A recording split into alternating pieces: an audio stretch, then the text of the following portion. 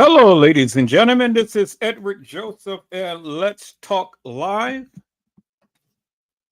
satire, the games we play. All right, let's talk. Well, today, peoples, has been such an interesting day. I'm here, I am live, and I am going to talk about some things, peoples. Peoples, satire, the games we play. You guys come on in. You guys come on in. You guys come on in, for there is so much to talk about, peoples. You guys come on in.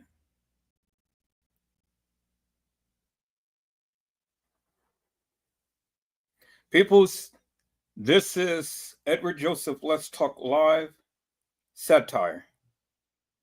And we're going to be covering a host of different things, peoples. We were going to be touching upon a lot of different topics on today. So much in store on tonight, people. I mean, so much in store on tonight, and we're just going to dive right into this. How did you guys like the live one last night? That was absolutely wonderful, huh? I mean, man, we got clarity out of confusion. Yeah. I said, okay, well, today I wanted to do something a little different. Today I want to cover a whole host of different topics and things. And so I have a few lives that I got scheduled up and all. Um, Shout out to Little Bo Peep and shout out to Gina to you. You know, keeping us with some good juicy juicies that we can talk about. And so it's going to be just a wonderful experience, people. You know, shout out to them because that's what we do. And that is exactly what we do, and that is exactly what we're going to get into, peoples. And today's topic is literally satire. You know, we're going to cover a whole host of things that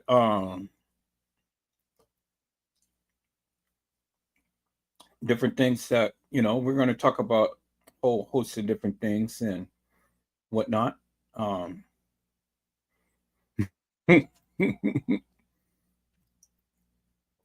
going to try to have to download some of these little memes and things that was sent to me so I can be able to put it up on the live and stuff, But we're going to get into this, people. It's a whole host of topics that I want to cover, and I want to cover it with you.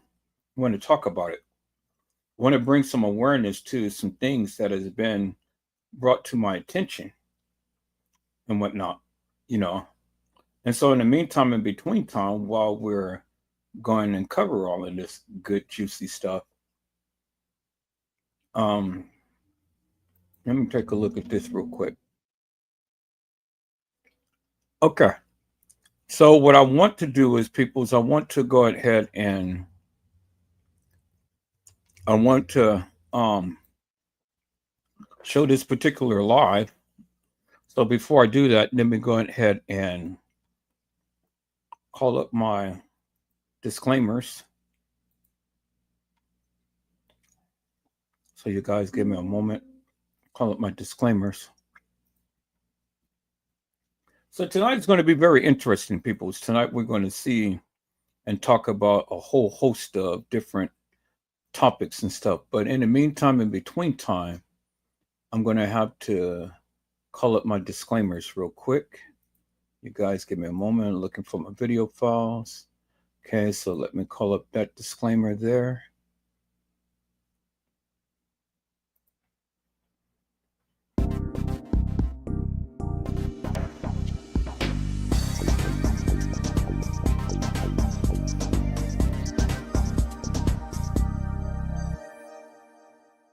Disclaimer. Copyright disclaimer under Section 107 of the Copyright Act, allowance is made for fair use for purposes such as criticism, comment, news reporting, teaching, scholarships, and research. Fair use is a use permitted by copyright statute that might otherwise be infringing. Non-copyright statute that might otherwise be infringing. I said that twice, right? Okay. Non-profit educational or personal use tips the balance in favor of fair use. Okay, people, so let me go ahead and call up this last one. Allegedly.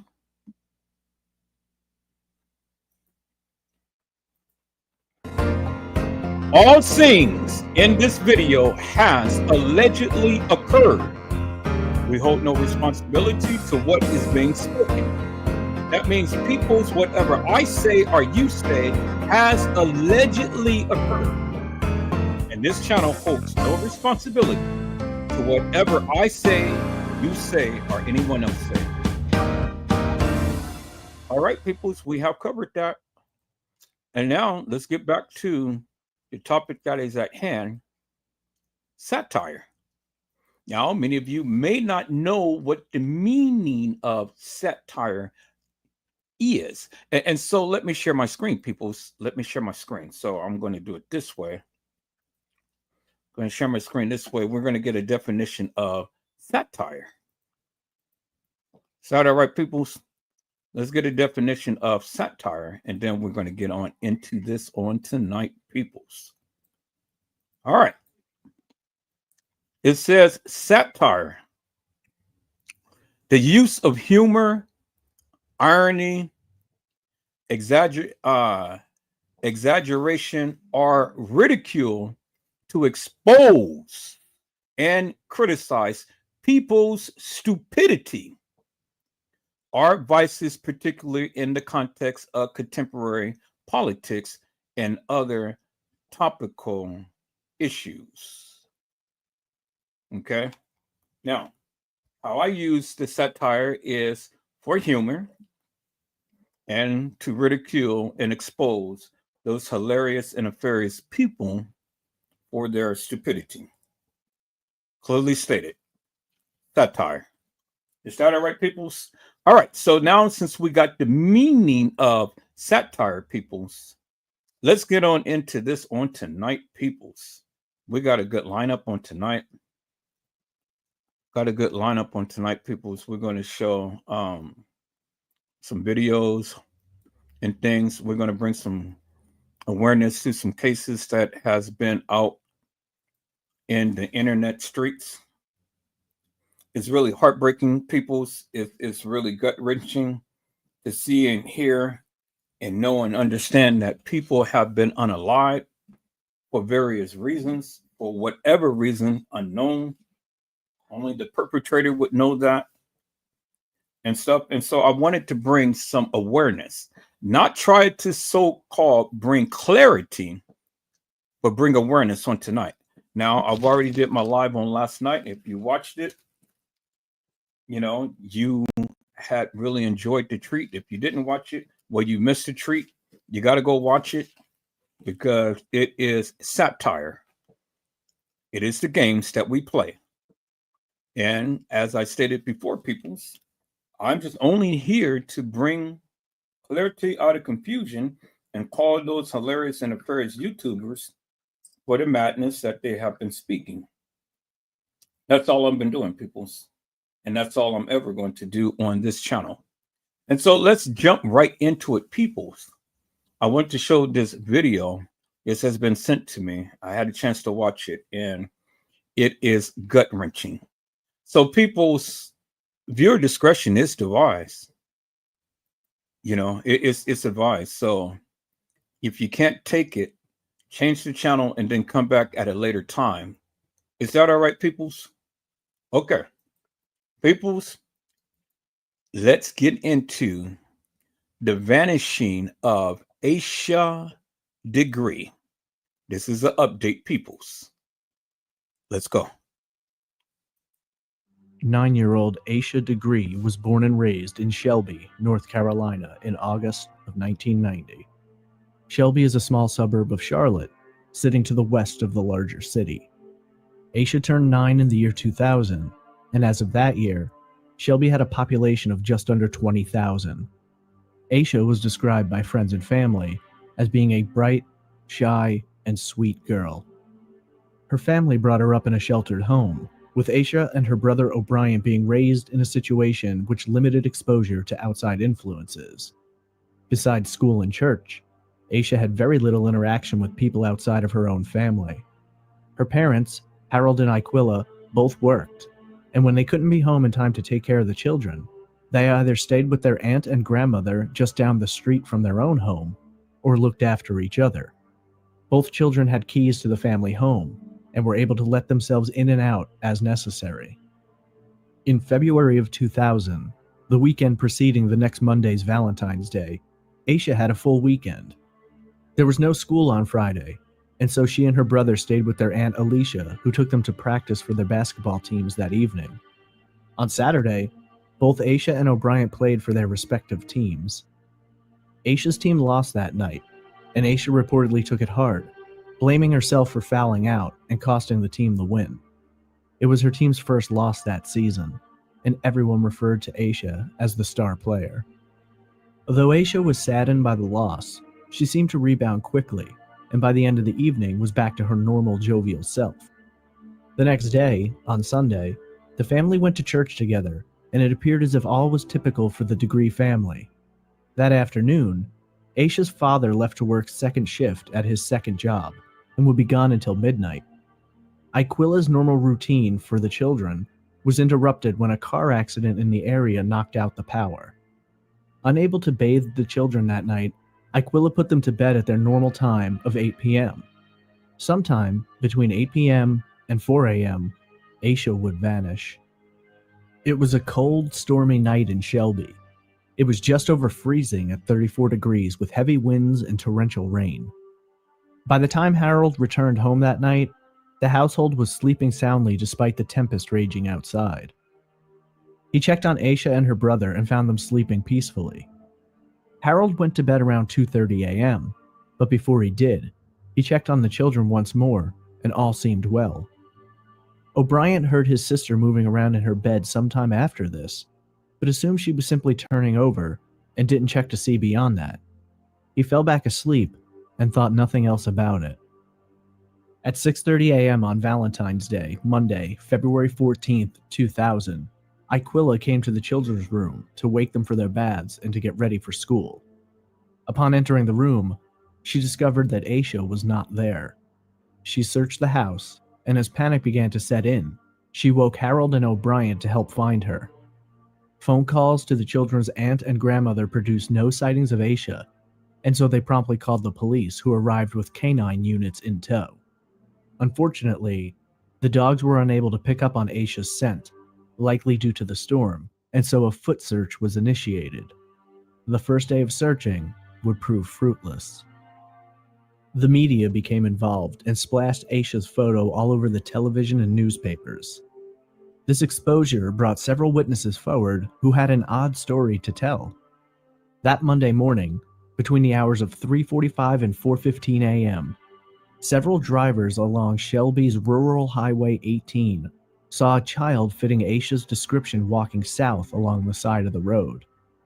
Despite the weather, she was wearing no winter coat, but didn't appear to be in distress. When one driver attempted to offer assistance, Aisha fled into the woods. This would be the last confirmed sighting of Aisha Degree. Over the weeks, months, and years after this sighting, several mysterious clues would come to the surface, and many theories about what happened to Aisha would be purported. In a fascinating turn of events, police determined that not only did Aisha leave her home that night of her own volition, but she planned it for at least a day or two prior to going. The question became, why did Aisha, a girl afraid of storms and the dark, leave her warm bed during a freezing storm in the darkest hours of the morning? And where was she going? The discovery of some personal items pushes investigators to shift the focus of their search, and a year and a half later, Aisha's backpack is discovered in an unsettling condition. While the police believe Aisha left on her own, others think that she was taken or tricked into leaving her house that night, perhaps by a member of her own inner circle. Police state that foul play is certainly involved, and that they have several leads on possible suspects, but nothing comes from this. Was Aisha manipulated by her abductor into leaving her home that night? Did she simply run away, inspired by something she read, and only ran into foul play later that morning? Did a known pedophile and murderer in the area play a role in her disappearance? Or was Aisha Degree the victim of a hit and run? This is Trace Evidence, Episode 11, The Vanishing of Aisha Degree.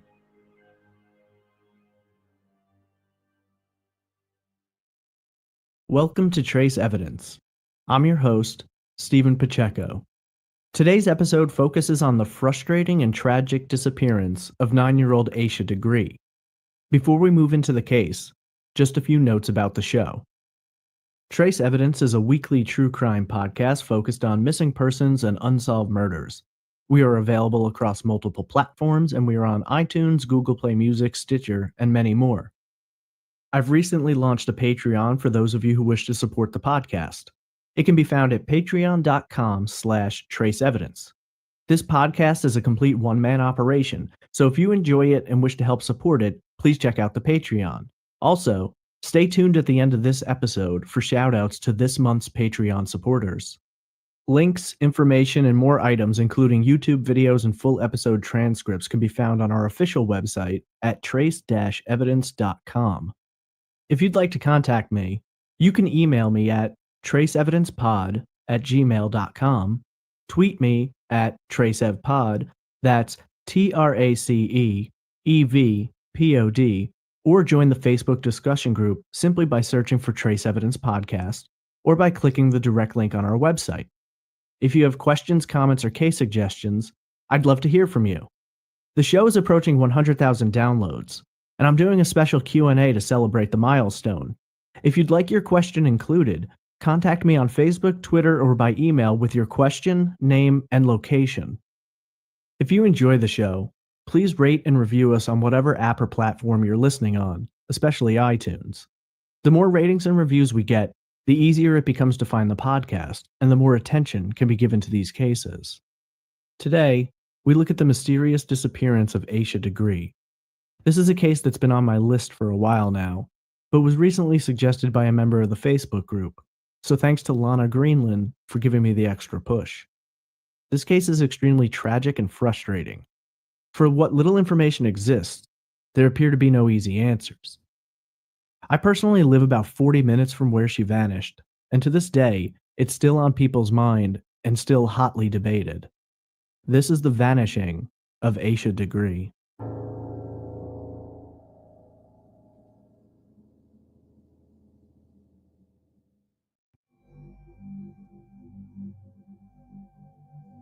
Aisha Degree was born on August 5, 1990, in Shelby, North Carolina.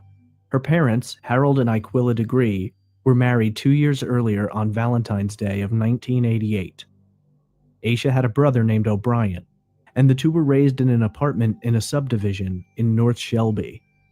According to all reports, Aisha was subjected to a very sheltered upbringing. Aisha's parents kept their children's social activity fairly limited, outside of school, church, and of course family. The children weren't allowed to watch a great deal of television, and were especially steered clear of the news, as their parents found it to be full of negativity and sad stories. The family did not own a computer either. In a 2013 interview with Jet magazine, Iquilla stated, quote, "Every time you turned on the TV, there was some pedophile who had lured somebody's child away via the internet," end quote. By February of 2000, Aisha was 9 years old and a student in the 4th grade at Falston Elementary School. She had been described by many as being a timid girl who was polite but may have been intimidated by social situations. Aisha was 4 foot 6 inches tall, weighing approximately 60 pounds, an African-American girl with brown eyes and black hair, which she usually styled in pigtails. Aisha's mother described her as cautious, shy, and content to stay within the limits they had set for her and her brother. Falston Elementary School was closed on Friday, February 11th.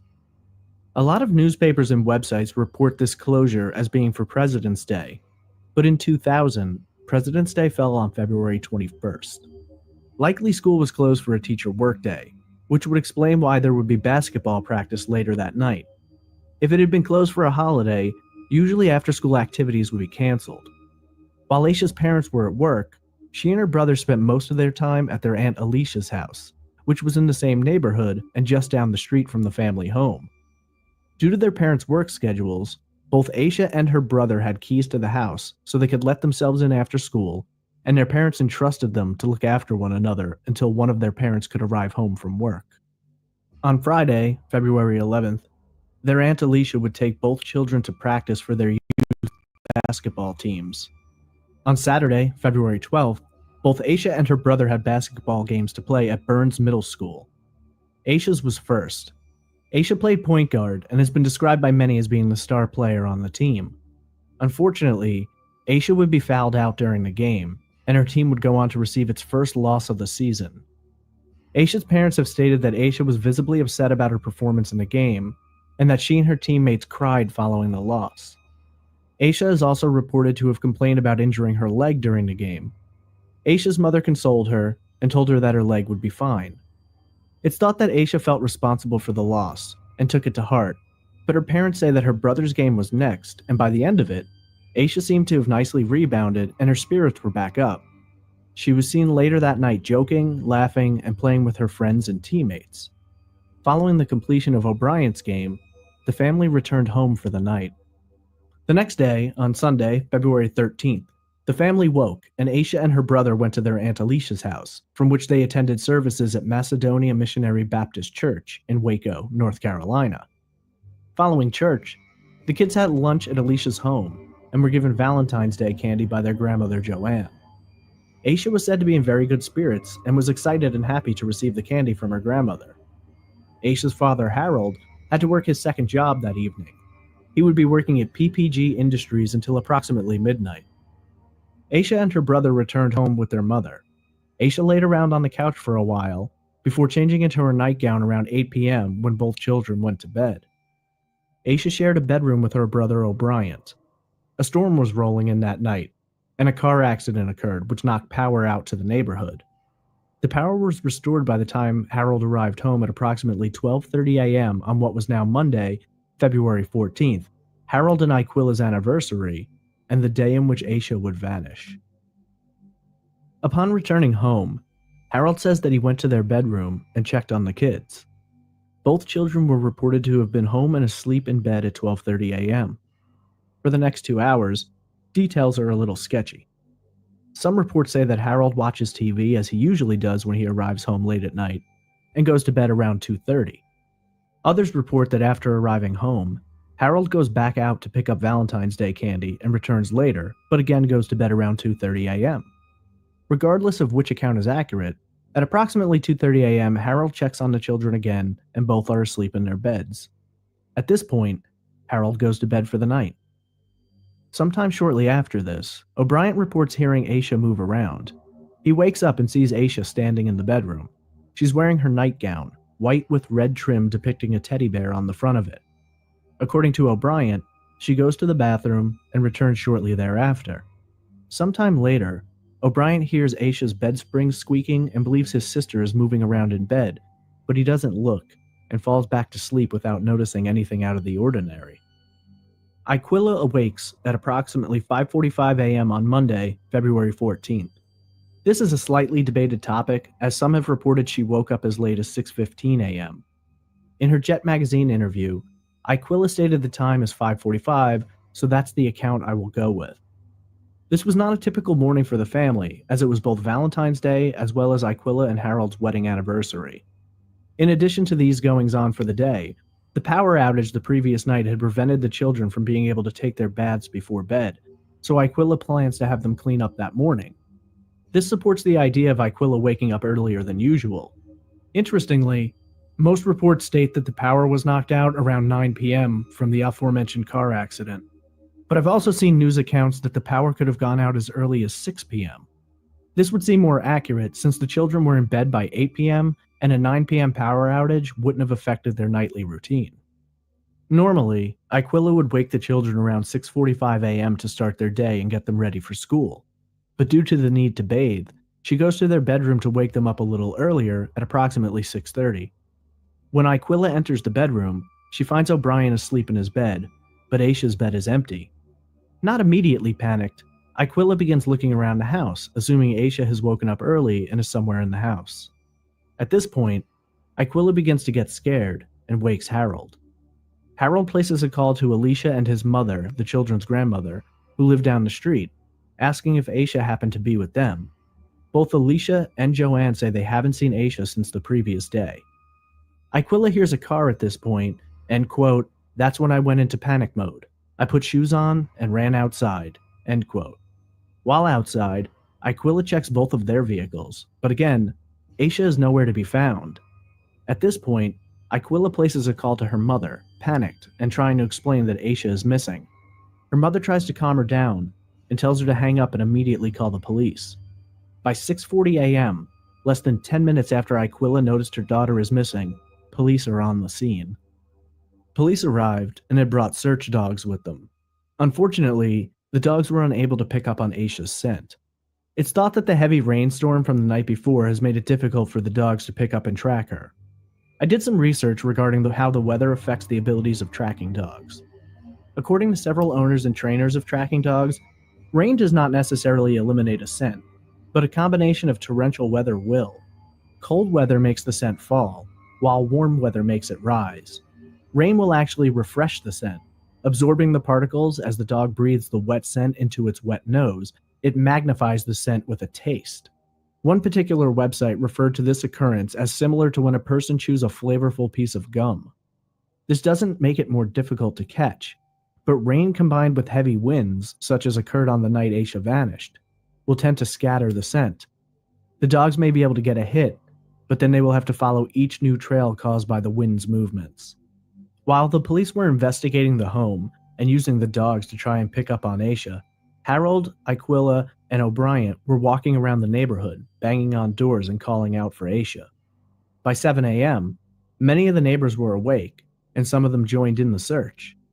Throughout the course of the day, more friends, family members, and clergy would appear to comfort, support, and assist the family in any way that they could.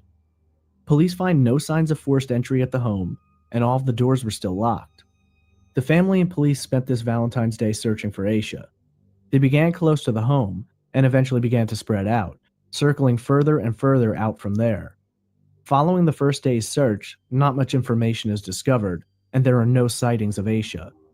A mitten was found, which police believe could have belonged to Aisha, but Aquila later stated that the glove was not her daughter's, and there were no winter clothing missing from the house. Investigators discover that Aisha's backpack is missing, along with several items of her clothing. This, coupled with the fact that no one else appeared to have entered the home that night, leads police to theorize that Aisha has chosen to leave the house on her own and has locked the door behind her. Not only do police believe that Aisha made the choice to leave, but they go so far as to theorize that this was not a random occurrence. Based on things O'Brien heard that night and the items confirmed to be missing, they don't believe Aisha made a spur-of-the-moment decision, packing her bag and leaving in the early morning hours. They believe that Aisha packed her bag ahead of time, possibly in the days before her disappearance, and planned to go at this particular time for reasons which remain the focus of a great deal of speculation. Aisha's parents find this hard to believe, as they can think of no reason for her to go, and due to the sheltered upbringing, she wasn't the type of girl to go out on her own. It's also mentioned that Aisha is deathly afraid of dogs and typically wouldn't go out by herself. By the evening of her first day missing, the media grabs a hold of the story, and both police, Aisha's family, as well as Aisha's photo are splashed all over the television. Aquila appeals through the media stating, quote, "She's my baby, just bring her back. If somebody took her, or if somebody has seen her, just bring her back," end quote. As a result of these reports, several witnesses come forward who believe they may have seen Aisha in the early morning hours of February 14th. Two witnesses contact police saying they saw a girl fitting Aisha's description that morning walking down Highway 18. Highway 18 is a 2-lane rural road that runs a total of 145 miles north and south. This was also the route taken by Aisha's school bus, and she may have had familiarity with where it would take her if she traveled along it. I've been on Highway 18 many times, and depending on where you live, you may have a very different picture in mind. In North Carolina, as well as many other southern states, these kinds of rural roads are majorly traveled, but very poorly lit, if lit at all. There are not lights dotting along the shoulder of the road, and at night and during the early morning hours, they are extremely dark and can be difficult to navigate, especially in bad weather. According to two separate witnesses, one a truck driver, they each see Aisha walking south alongside Highway 18 between 3:30 a.m. and 4:15 a.m. Aisha lives a few miles north of the main stretch of Shelby, and it's been theorized that she was heading into town as Highway 18 runs through Shelby. As previously mentioned, there was a storm that night. It was raining and very windy. It was a cold February in North Carolina, and both drivers were concerned. According to them, Aisha was wearing a backpack and a long-sleeve white t-shirt. Police confirmed the sightings based on their descriptions of Aisha and the clothing that she was wearing matching items noted as being missing from the home. Cleveland County Sheriff Dan Crawford tells the media, quote, "One sun-dropped truck driver and another motorist have called since they saw that she was missing on television and told officers that they saw a girl walking on the road about that time. We're pretty sure it was her because of the descriptions they gave are consistent with what we know she was wearing." End quote. If the descriptions are accurate, Aisha was certainly not wearing clothing appropriate for the rainy, windy winter storm. According to reports at the time, the only items missing from the home were a pair of sneakers, a pair of pants, a pocketbook bearing the image of Tweety Bird, and Aisha's backpack. One driver tells police that upon spotting the girl, he went slightly past her and executed a U-turn to see if something was wrong or if she needed help. The rain and wind were so bad that the driver has to turn around 2 more times before he spots her again. At this point, he pulls over and calls out to the girl, but she seems spooked and runs down the hill from Highway 18, disappearing into a nearby woods.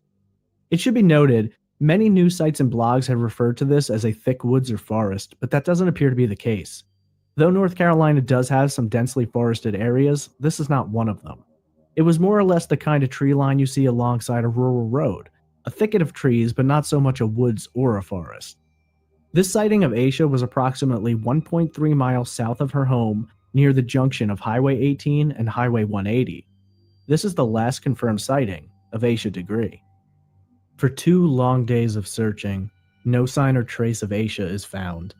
Finally, February 17th, the 3rd day of the search, investigators pick up on Aisha's trail. Along Highway 18, just 100 yards off the road west from the spot where Aisha was sighted by the passing drivers, there's a shed used by Turner's Upholstery. The shed is located down a long dirt driveway and was filled with furniture and random items for the business, including a large tractor. Debbie Turner, owner of the business, discovered some items near the entrance to the shed on Tuesday, February 15th, less than 36 hours after Aisha had vanished.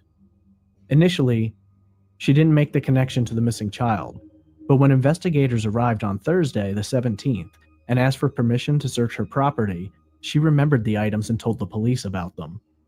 According to investigators, the items discovered were a green marker, a pencil, and a Mickey Mouse hair bow. The items were reported to have been discovered just inside the doorway of the shed. Immediately, police began scouring the area, searching for traces of Aisha. In addition to the items discovered by Debbie Turner, police find several candy wrappers. These wrappers are linked to Aisha by several members of her basketball team who identified them as being included in small Valentine's gift bags they were given following the game on the previous Saturday night. In addition to the candy wrappers found at the shed, investigators discovered several more along the stretch of Highway 18 where the drivers had witnessed Aisha walking the morning she disappeared. Search dogs were brought in again, but again were unable to detect Aisha's scent. Some have suggested that Aisha entered the shed in order to take shelter from the storm, while others have contended that she was taken into the shed against her will. Though neither claim can be substantiated, police did not find any signs of a struggle nor any physical evidence outside of the items left behind. It does raise the question, though, of why Aisha removed these items from her bag or pockets in the first place. Others, over the years, have questioned law enforcement's search efforts, wondering why it took them 3 days to initiate a search of a property located so close to the spot where Aisha was last sighted. Despite the efforts of investigators and an increased focus on this particular area near Turner's upholstery, no further signs of Aisha were found. Finally, a week after Aisha's disappearance, the foot search was called off. 9,000 man-hours were used during the course of this week, and they came away with very little in terms of finding Aisha. In regard to the termination of the foot search, Sheriff Dan Crawford would state, quote, "We have never really had that first good substantial lead. It's very frustrating to spend a lot of time and resources in an investigation and not have that good substantial lead come to you." End quote. Investigators and experts are baffled by the case and can't begin to understand exactly what happened. Though they theorize that Aisha left home of her own volition, many people debate this. Ben Ermini, director of the National Center for Missing and Exploited Children, was quoted as saying, quote, "Kids usually don't start running away until the age of 12. Quote. John Goad, director of the North Carolina Center for Missing Persons, added, quote, "She doesn't fit any standard profile of a missing child. I don't think a case like hers has ever happened anywhere, anytime." End quote. The theory put forward by police suggests that though Aisha left her home by her own choice, she likely ran into someone with darker intentions and became the victim of foul play. Law enforcement described this situation as difficult to track because often kidnappers and murderers track or stalk their victims first, and there are clues to be found. If Aisha happened to stumble upon a would-be abductor, there would be few signs to indicate this. If it was indeed a situation of happenstance and a spur-of-the-moment action, there isn't much of a lead to follow. In March of 2000, with investigators frustrated and leads quickly drying up, they turned to the parents. Although they've publicly stated that they did not consider Harold nor Aquila to be suspects, they did ask for them to submit to a polygraph test. I was unable to locate any information related to Aquila, but in terms of Harold, he passed his polygraph test. Local law enforcement was soon joined by investigators from the FBI, as well as members of the North Carolina State Bureau of Investigation. Sheriff Dan Crawford took center stage at a press conference and issued several statements regarding the investigation. In regard to the possibility of foul play, Crawford said, quote, "Investigators have reason to believe that there may be individuals who have information pertinent to this investigation that for some unknown reasons have yet to come forward with said information. There is a strong belief that foul play is involved in Aisha Degree's disappearance." End quote. When asked about possible suspects, Crawford replied, quote, "There are active leads involving individuals that we are pursuing." End quote. Crawford said that the FBI had tried to draw up a profile of a possible suspect, but that there was not enough evidence to do this. The Department of Justice sent Kimberly Poyer, a child interview specialist, to interview friends of Aisha to see if she might be able to discern any information from them. According to Poyer, quote, "This is not therapy. I follow a standard protocol. Children can become very critical in cases like these." End quote. Over the course of the next few months, the Degree family would make several public pleas in the media. They appeared on The Montel Williams Show. America's Most Wanted, as well as The Oprah Winfrey Show, aired segments covering the case. Despite the coverage, nothing more came to light. Investigators continued working the case, receiving daily tips, but none of them led to Aisha or any sign or indication of where she could be. 18 months would pass from the time of Aisha's disappearance before anything new would be found. On August 3, 2001, the first new piece of evidence in the case since her items were found in the Turner upholstery shed would surface. Approximately 26 miles north from the shed, along Highway 18, Aisha's backpack was discovered. It should be noted that Aisha was last seen traveling south, about a mile from her home, so it's incredibly unlikely that she brought the backpack 26 miles in the opposite direction. Terry Fleming, a 44-year-old Burke County contractor, was clearing a lot in the Laurel Fork area to make way for the construction of a house.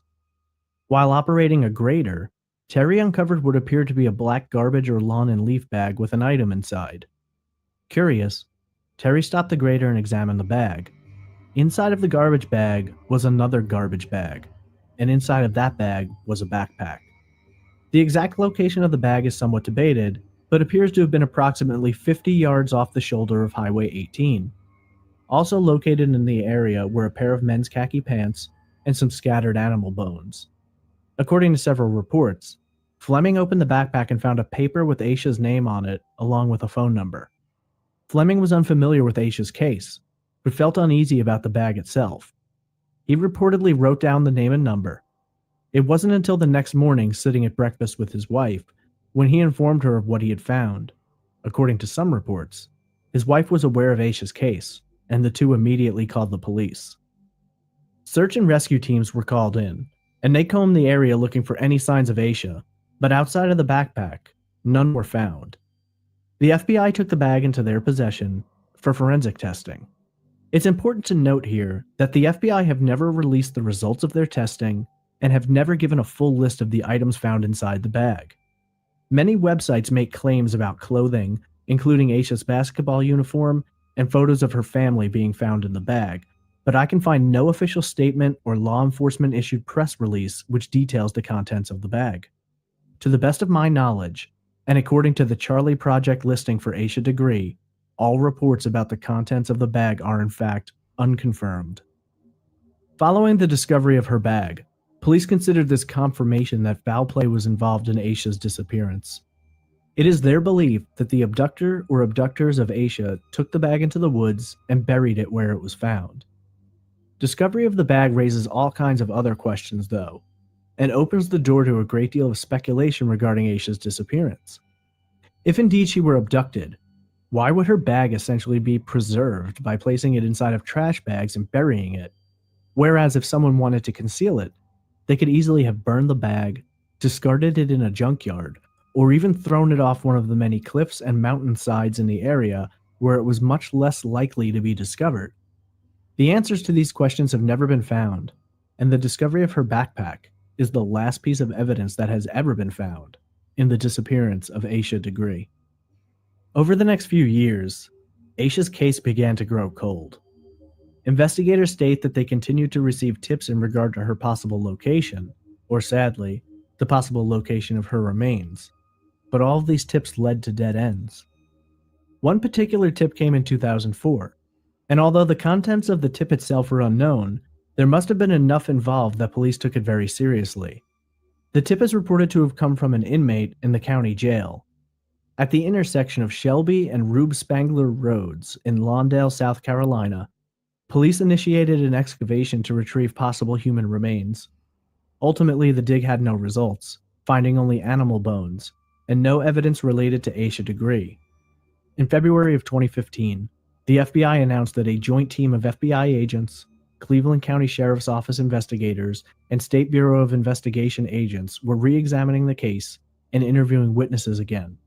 They put up a $25,000 reward for information leading to the arrest of any individuals involved in or responsible for the disappearance of Aisha Degree. Funds raised locally offered an additional $20,000, bringing the total to $45,000.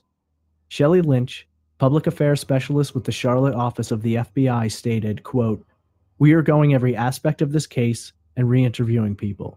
We are making sure there is no evidence that could still be tested. This is a case we have been actively working on for 15 years, end quote. Despite the reinvestigation, outside of the offer of a reward, nothing new would come from this second look at the case. Or perhaps something would. It's somewhat of a topic of debate, but in May of 2016, investigators released their first new evidence in the case since the discovery of her backpack some 15 years earlier. The FBI released a statement that a new piece of evidence was unearthed wherein a witness claimed to have seen a girl, fitting Aisha's description, getting into a dark green car on Highway 18 near the site where she was last seen. The car is believed to be a late 70s Ford Thunderbird or Lincoln Mark IV. Both vehicles are very similar in style and size, although the Lincoln Mark IV has a distinctive tire-shaped bump on the trunk. In regard to the vehicle, Cleveland County Sheriff Alan Norman stated, quote, "The vehicle is right now considered to be a vehicle of interest, and it was occupied 2 times on the day of her disappearance. It had been discovered by legwork by the Sheriff's Office investigators, along with the federal government," end quote.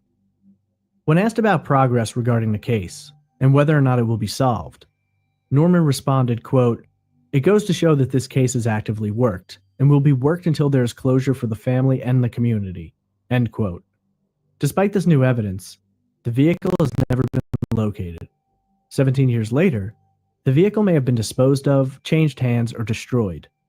Although investigators tried to track vehicles matching those descriptions, which were registered at the time, nothing further has come from this tip. So what happened to Aisha Degree? Theories are plentiful in relation to her case and cover a wide variety of possibilities. Some are more extreme than others, and some seem outright ridiculous. But in a case like this, where there's so little information, it's nearly impossible to determine what is logical and what is easily dismissible.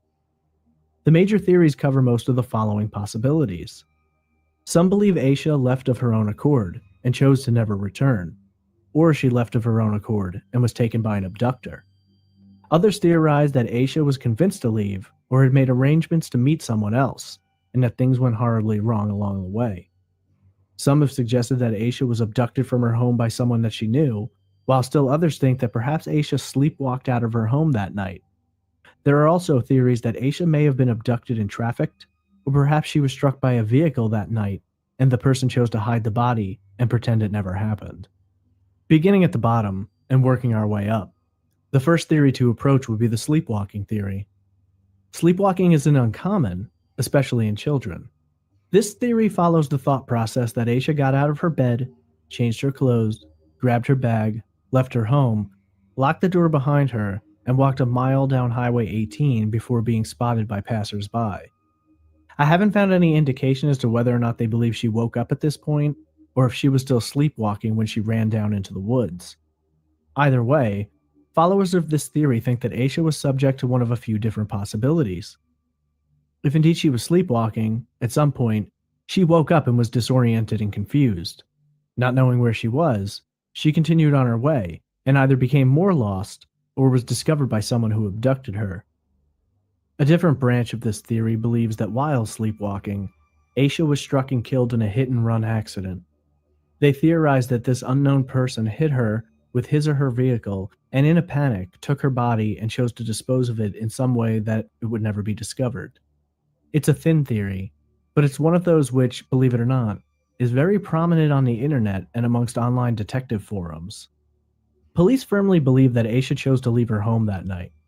They present her backpack as evidence, suggesting that it was packed prior to that morning and that she was preparing to go out on her own. Some people have linked this choice to a book that Aisha was reading at the time. In her 4th grade class at Fallston Elementary, they were reading The Whipping Boy by Sid Fleischman.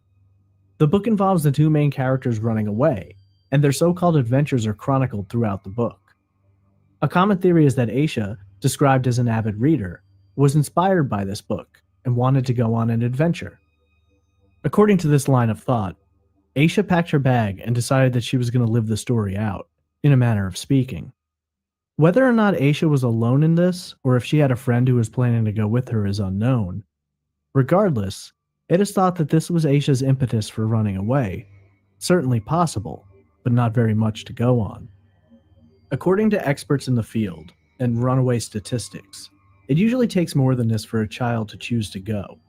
Most of the time, experts say that it requires the child to be running from something or someone, be it the household, a particular person in their life, or some outside incident which they were a part of or do not wish to be a part of. Many people have factored in the loss of the basketball game the previous Saturday, and how Aisha was upset and blamed herself for the loss. This, combined with the book, many believe, is enough in the mind of a 9-year-old to cause her to make the decision to go off on her own. We don't know as of yet, but it's as likely a theory as any other.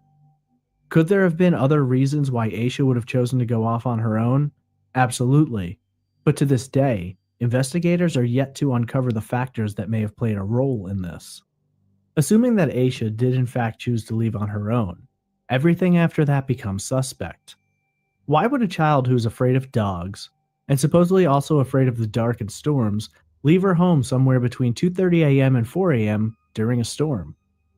We know from descriptions that she was wearing only a long-sleeve white t-shirt, pants, and shoes. She packs her bag with a few items of clothing and some writing utensils, which can only be assumed based on items missing from the home and those which are found at Turner's upholstery shed. The walk from her house to Highway 18 is less than a quarter of a mile. This is a walk she's making in a t-shirt when it's windy, raining, and temperatures are somewhere in the 30s. Not knowing what time she leaves, it is known that she was spotted on Highway 18 at approximately 4 or 4:15 a.m. A vehicle pulls over, and based on the driver's statements, he calls out to her asking her if she needs help, and she runs down off the shoulder of the road into the trees. What happened from there is debatable, though it's assumed she entered the shed at some point in time, considering that items of hers were found there. From that point on, it's an absolute mystery. Most people believe that at some point, either while she was at the shed or shortly after leaving it, Aisha is approached by an unknown person or persons and is either coaxed into a vehicle or is taken into one. Police were in the area searching within hours of her last sighting, and had she still been walking, it's not considered possible that she could have walked far enough to avoid detection in that amount of time. Aisha appears to have had the bad luck to have run into someone who either was looking for a child to abduct, or who happened to see her and decided to take her. Either way, Aisha is now with someone else, and is being transported away from home. The chances that she would run into a random child abductor seem to be slim, especially considering how early in the morning it was. The road itself is not very busy during that time, and statistically speaking, that narrows down the chances even more. Into the picture comes Donald Preston Ferguson. In January of 2014, Ferguson is arrested and charged with sexually assaulting and murdering 7-year-old Shalonda Poole, who was found deceased behind the Jones Elementary School in Greensboro, North Carolina in 1990. Ferguson will be found guilty of this horrible crime and sentenced to 2 life sentences. Ferguson was found through a DNA match after a former suspect was acquitted of having any involvement in the crime. In the case of Shalonda Poole, it turns out that Ferguson knew the victim. He was a friend of the family, and even participated in the search efforts when she vanished. 1 year after her murder, Ferguson was arrested and pled guilty to sexually assaulting a 10-year-old girl. He was sentenced to 8 years in prison and was released in October of 1997. Ferguson was known to be in South Carolina, specifically in the Spartanburg area. As a point of reference, Spartanburg, South Carolina is just 38 miles from Shelby, where Aisha vanished. Greensboro, the site of the murder of Shalonda Poole, is 140 miles from Shelby.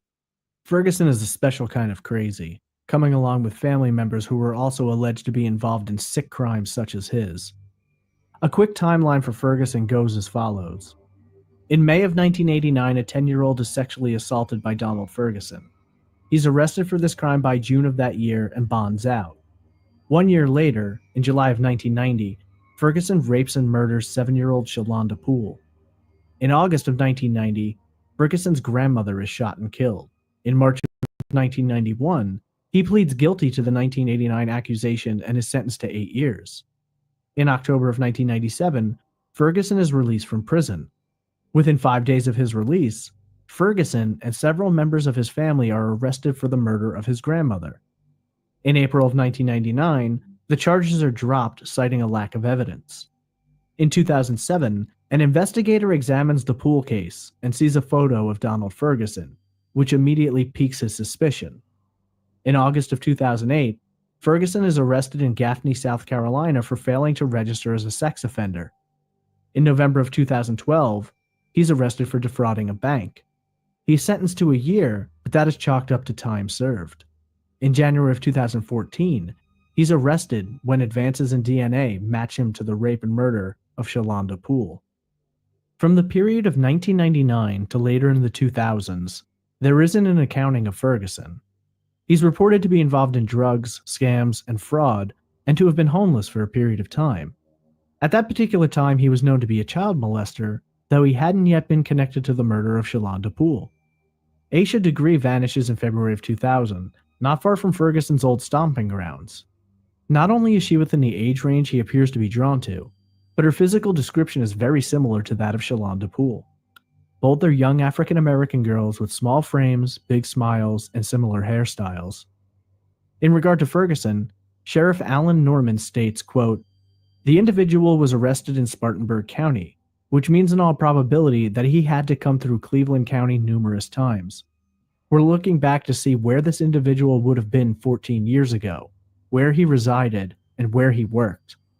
As of this recording, there has been no evidence which links Ferguson to Aisha Degree, but for many, he is the prime suspect. The finding of Aisha's backpack continues the theory of an abduction.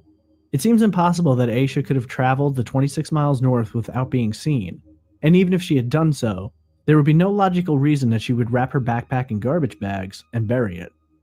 Some people have theorized that the bag was placed there because it was known that they were going to be building a house, and the responsible person wanted it found.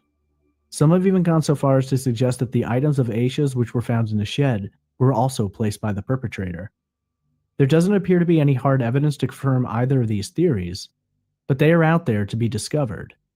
If indeed a stranger abducted Aisha, there are only a few possibilities of what could have happened to her. She was either murdered, trafficked, or kept.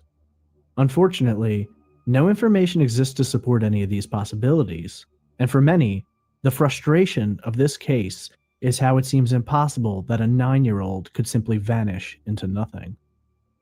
The final theory, and one of the more popular ones, is that Aisha was not abducted by a stranger, but by someone that she knew. It suggested that Aisha was not only abducted by this person, but was persuaded and brainwashed into it. A family friend, a teacher, a pastor, all have become suspects in the years since her disappearance. Many people believe that someone close to the family managed to get time with Aisha and talked her into running away. It's thought to be possible that the shed was in fact a prearranged meeting place, and that this is why Aisha had taken items out of her bag, because while she was there, she was waiting for someone. The motive behind this is unknown, and how it could have happened is hard to determine. Considering the sheltered life that Aisha lived, it's hard to imagine someone being able to get close enough to do this. There were no computers in the home, so the idea of an internet abduction is unlikely. But Aisha may have gone with someone she knew, someone who either picked her up outside of her home that night or arranged a meeting. It's thought possible that she was picked up at home and fled to the shed where she realized that something was happening. Although a possible theory, there are flaws in it. Could Aisha have kept this secret from everyone, including her brother O'Brien, who she was purported to be extremely close with? How would this person have evaded detection after all of these years? Is it possible that this is another situation like the Donald Ferguson case, where the responsible person was actually involved in the search for Aisha in the days after she disappeared? Unfortunately, all of it is possible. Every theory, because there is no evidence to directly contradict any of it. The answers may depend on evidence, and we still don't know exactly what the FBI found on her backpack, if anything. More questions and still less answers. It has been 17 years since Aisha Degree vanished. She would be 26 years old today, and the FBI and Charlie Project have age-progressed photographs of what she may look like today. Her family has moved forward, but never forgotten. Their home is described as a shrine to Aisha, and yes, they still live in the same home and have the same phone number. Her brother, O'Brien, has since had his own daughter, and says she looks so much like Aisha, it's uncanny. Her family have never given up hope that they will see their daughter again. In 2008, they began a scholarship in her name. They also host an annual walk from their home to the last place that she was seen to raise funds to continue the search. To this day, along the lonely stretch of Highway 18 where Aisha was last seen, there is a large billboard depicting her image and asking for answers as to what happened. 17 years later, and we're still waiting for those answers.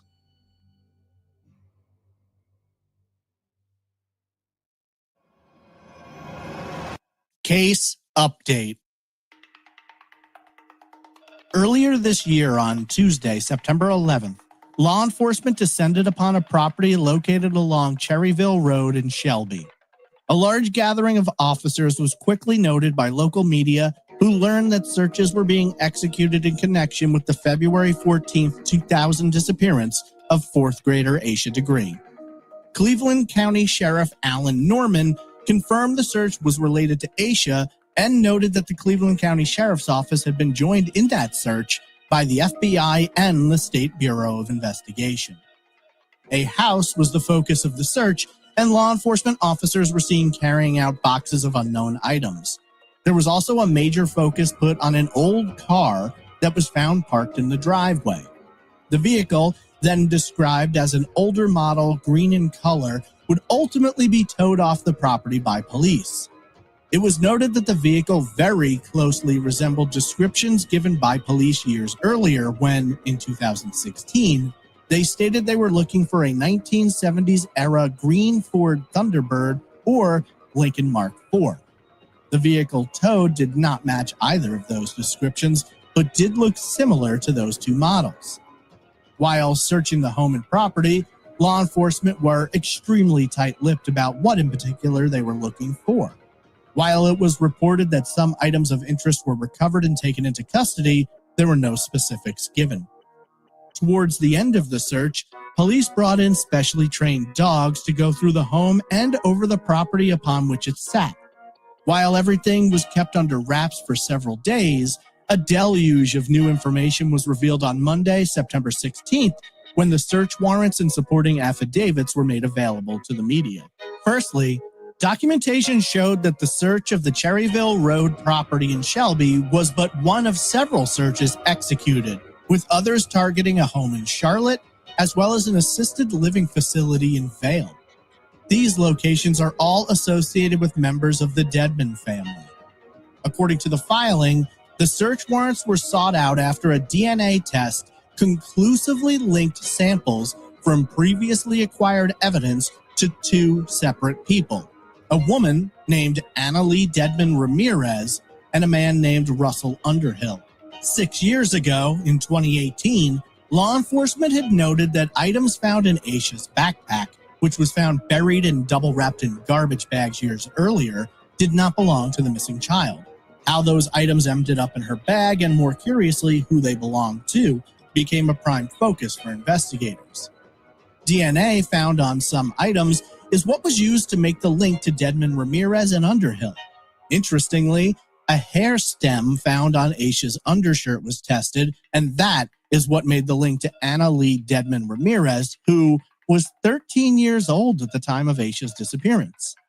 According to the documents, there were two other Dedmon girls in the area at the time of the disappearance, them being 15 and 16 years old at the time. One search warrant went further, revealing what investigators now believe. The document specifies that they believe Aisha is a, quote, victim of homicide with her body concealed. Given the Dedmon sisters' ages at the time, police stated they believe they had to have received some kind of adult assistance from their parents, Roy and Connie Dedmon. The documents went on to explain that the assistance of Roy and Connie Dedmon, quote, would have been necessary in the execution and or concealment of the crime. Roy Dedmon's home is located at 621 Cherryville Road, making it approximately 3.7 miles from Aisha's last known location near Highway 18 and Wallace Grove Drive. The documents also revealed that, prior to searching the Dedmon home, they had used drones to search the home and area surrounding it back in February, 7 months prior to the search warrants. Highway 18 is a pivotal area in this case, with it being noted that Aisha was seen by two witnesses walking along the highway the night she vanished. Aisha's backpack was later found miles away in Burke County at a wooded site where a home was being built. That site was also along Highway 18. The assisted living facility in Vail was identified as the Northbrook Rest Home, and it was noted that the facility is owned by Roy and Connie Dedmon. Russell Underhill, one of the more mysterious names in the investigation, had previously lived in at least two facilities operated by the Dedmons at the time of Aisha's disappearance. Underhill, who died in 2004, lived at the Vail facility between 2002 and 2004. It's not yet entirely clear what role, if any, Underhill played in the disappearance, but legal documents note that he, quote, knew and associated with Roy Dedmon. In fact, Dedmon was listed as Underhill's emergency contact in his medical records. The house search in Charlotte targeted a home owned by Annalee Dedmon Ramirez. Reportedly, several different items were taken from Roy Dedmon's home. Allegedly, Dedmon has 29 vehicles registered to his name, with 3 green vehicles and 1 red truck spotted on his property during the searches. The green car towed from the property was later identified as an old AMC Rambler. Documents note that police took several computers, laptops, cell phones, and records from Deadman's home. Disturbingly, it was also noted that a human tooth in a plastic bag was found in the house. According to the warrants, Roy Deadman had a DNA sample taken from him during the searches. Connie, at this time, does not live at the Cherryville Road home, and police specified that they also searched her home, where they seized 2 computers, flash and hard drives, a tablet, and various memory cards. From Annalee Deadman Ramirez's home in Charlotte, only a BlackBerry device was taken. Despite exhaustive searches, no human remains were found at any of the properties. When Aisha's backpack was recovered, it was approximately 7 miles away from Broughton Hospital, a state psychiatric hospital in Morganton. Interestingly, search warrants note that Roy Deadman often used to send one of his daughters to transport patients, quote, in an unreliable vehicle to and from Broughton Hospital in Morganton, end quote, around the time of Aisha's disappearance. Highway 18, it was noted, quote, is the most logical route to travel to and from Northbrook Rest Home and or Broughton Hospital, end quote. The document went on to specify that Deadman would send his daughter, who was 16 or 17 years old at the time, not the then 13-year-old Annalee Deadman Ramirez. David Teddy, an attorney representing Roy Deadman, noted as being in his 80s at this time, confirmed the searches had occurred. However, Teddy reported that Deadman denied any involvement in or knowledge of Aisha's disappearance. This was supported somewhat by statements in the warrant affidavits that noted law enforcement could find no conclusive link between Roy Deadman and Aisha or any other members of the Degree family.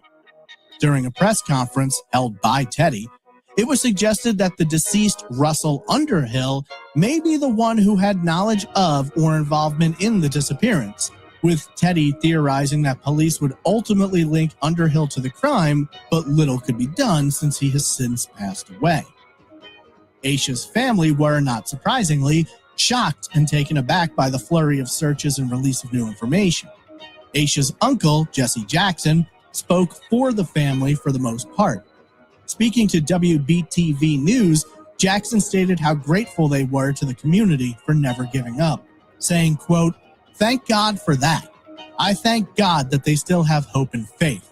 I hope and pray to God that they find her, dead or alive. Then we can be at rest." End quote. As of this current moment, the investigation is ongoing. No charges have been filed, nor have law enforcement laid out their theory on what exactly they believe happened to the missing child. Hopefully, there will be more information coming soon and some kind of advancement in the case which might allow investigators to finally charge someone, or at least locate and retrieve the child's body. Aisha's case has been one that's stuck with me since the very beginning, and I sincerely hope investigators are closing in on finding justice for her and her family. For now, it remains to be seen. Cleveland County Sheriff Alan Norman urged the local community to be patient, to contact them if they had any information, and to try and avoid spreading baseless rumors and accusations. He also reminded them that there is a family at the heart of this case who have been searching for the truth for 24 years. Sheriff Norman explained to the Charlotte Observer, saying, quote, "I know our community is anxious to learn about every aspect of our ongoing investigation. While we appreciate your support, I urge you to put yourself in the place of Aisha's family, who for 24 years have entrusted law enforcement to do everything possible to find her.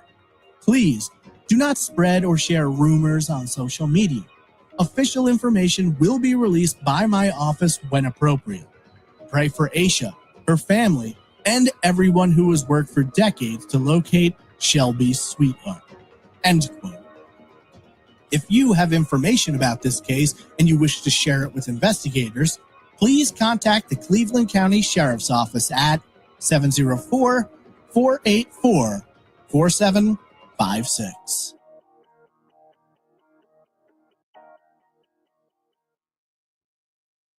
The disappearance of Aisha Degree is an incredibly frustrating and infuriating case. How a 9-year-old girl could simply disappear without a trace is hard to fathom. It's a very upsetting case, as almost all cases are, but I'm especially sensitive to the ones involving young children. There's something so horrible about imagining an innocent child being abducted that it's almost too monstrous to imagine, and yet we must remain vigilant of it because we don't live in a safe world, and there are sick people out there like Donald Ferguson. This case has been on my list for a long time. I wasn't originally planning to do it just yet, but Lana Greenland from the Trace Evidence Discussion Group on Facebook suggested it to me, and I decided now would be a good time.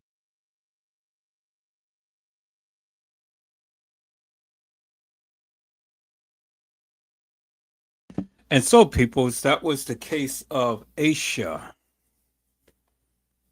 That was the case of Aisha.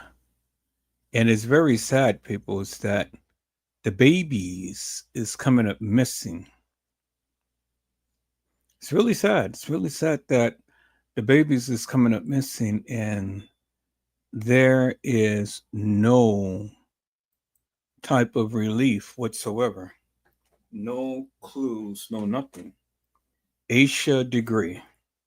So that was one of the things that I wanted to cover on tonight, people. There's plenty more that we're going to cover on tonight. Tonight is called Satire. And we're just going to bring awareness and cover different cases and things that has been in the headlines. So if you guys give me a moment, peoples, I am cooking me a waffle. So give me a moment and I'll be right back.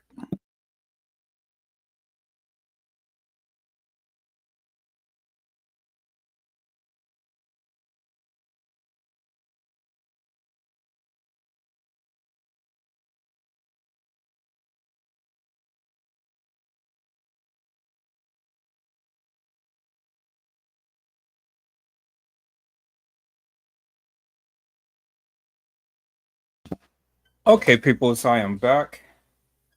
And let me go ahead and scan the airwaves and stuff.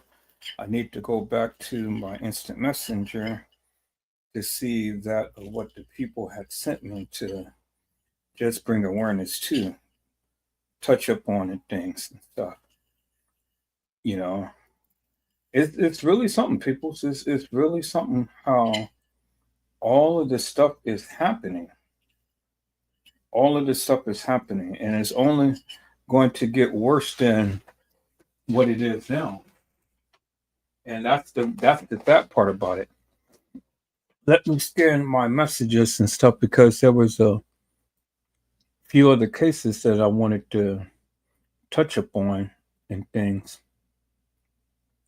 Wanted to bring awareness to you and so if you guys give me a moment, I'm gonna go ahead and look at my messenger.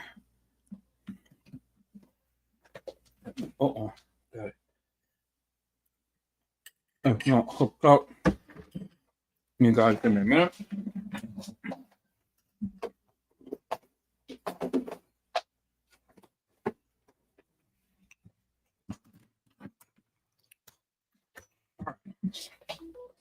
Have to go ahead and hook up my phone. And things. There's a lot of stuff that's going on, people. Oh, a whole lot of stuff that is going on. And this is another one that I wanted to bring to your attention. The case of Lauren London, Nipsey Hussle's ex-wife. So let me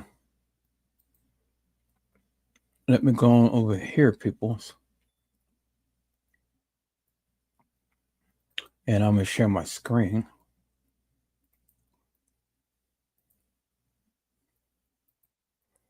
Share that. Now let's call up Laurel London.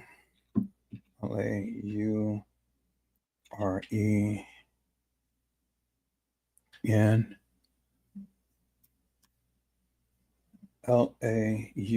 Lauren London. N-D-O-N. Laurel London, Nipsey Hussle, ex-wife. And so they said, it's the buzz that's been going around people, is that she was one who had pretty much unalived Nipsey Hussle. So let me go to YouTube. Let me go to YouTube and see what is the update up on Laurel London. So let me go to YouTube.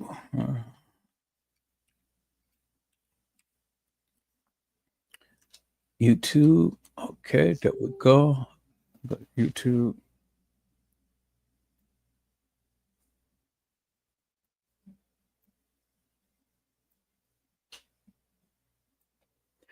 Okay, and so let's put in Laurel London. Laurel London, Nipsey Hussle. All right. So this was, I'm trying to see where's the update is. This has been 4 months ago. It's been 4 months ago.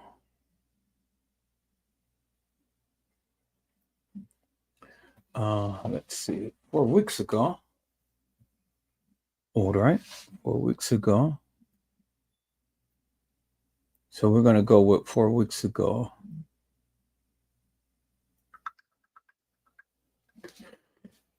Yeah, they said that she had something to do with Nipsey Hussle's death. And I'm kind of like, well, I don't even know who the woman is, but that's very interesting. Okay, so let's see.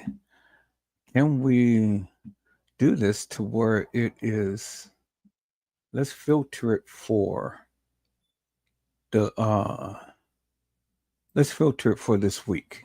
Okay, cool. 6 days ago, 6 days ago. All right, cool.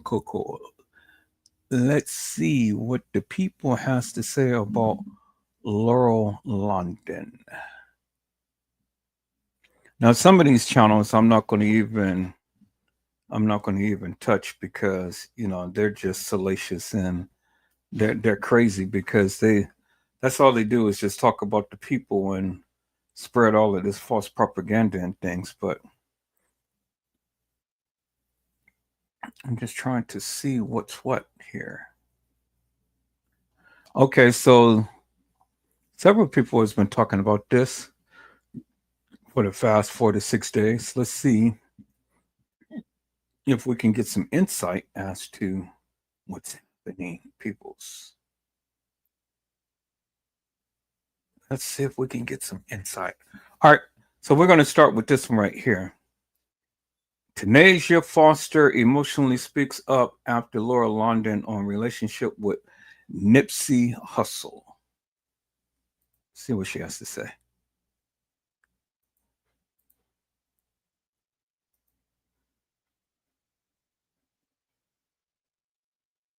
CN discussing Tanisha Foster. According to her, he was 16 years of my life. Tanisha is emotionally speaking up on the relationship between Nipsey Hussle and her. Watch Harry's report.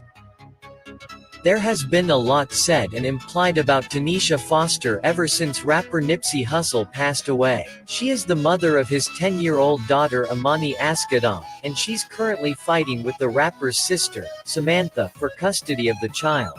But before details, please subscribe Hot Celebrity News and hit bell icon so that we can keep you in touch all the time. Amani has been living with Samantha, and according to TMZ, during a recent court appearance, Tanisha broke down in tears because she claimed she hadn't seen her daughter in months. Nipsey's family is reportedly trying to organize visitation for mother and daughter. The family believes Samantha can provide Amani with the most stable living situation and claim Tanisha has a substance abuse issue that they want to help her deal with. The custody case continues in July, when both sides meet for their next court date. Until then though, Tanisha is speaking out. She took to Instagram Live on Tuesday to clear up some misconceptions. She also wanted to thank people for their support, saying, "Thank you, I'm going to stay strong. I have to stay strong because I have babies." As far as what people think of her lifestyle based on what they see on social media, including when it comes to her social media names, which reference Nipsey, she's going to keep doing what she wants to do. "I'm going to live my life," she said. "It was 16 years. He was 16 years of my life. Do anybody know that? I don't prove nothing to nobody," she added. "I don't have to." With that in mind, she said she doesn't worry about or deal with the disrespectful shit people say online because when Nipsey was alive, he showed her nothing but love. "My child's father didn't disrespect me," she said. "I talked to him 30 minutes before he died. How about those apples? Do y'all know that? I don't feed into negativity, baby. I don't pay them no mind," she added. "I don't give a damn about these people. They give a damn about me, though. So all the haters can eat my shit, but the people who love me, I love y'all." She also wanted to make it clear that despite what she may have said or done in the past in reference to Lauren London, there were some past regrettable tweets and likes of negative comments about the actress. "I don't have a problem with Lauren. She don't have a problem with me," she said. "We good." Last time Tanisha spoke out about Nipsey on social media, she found herself heavily criticized by people who felt that since she was his ex, her public condolences were inappropriate and disrespectful to Lauren. Still, she's always stood by the positive relationship they had and the sentiments she shared. Thank you, Harry, and thanks for watching, guys. That is enough for now. What would you say about Tanisha Foster? Please comment down in the comments section. Thumbs up if you enjoyed. Don't forget to subscribe, share this viral story with your friends, and we'll see you in the next trend.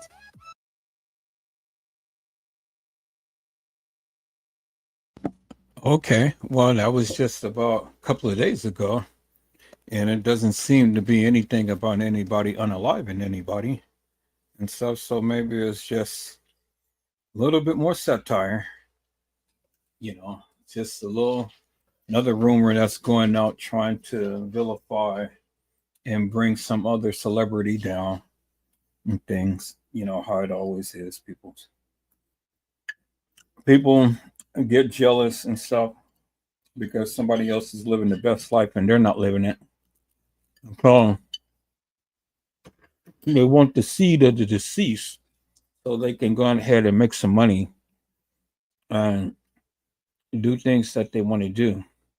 And because the deceased seed is one that literally can catapult their lives in a different manner, well then yeah, there goes the fight. It begins, peoples. And so that's what it is. That's what it is. And so let's take a look here, peoples, because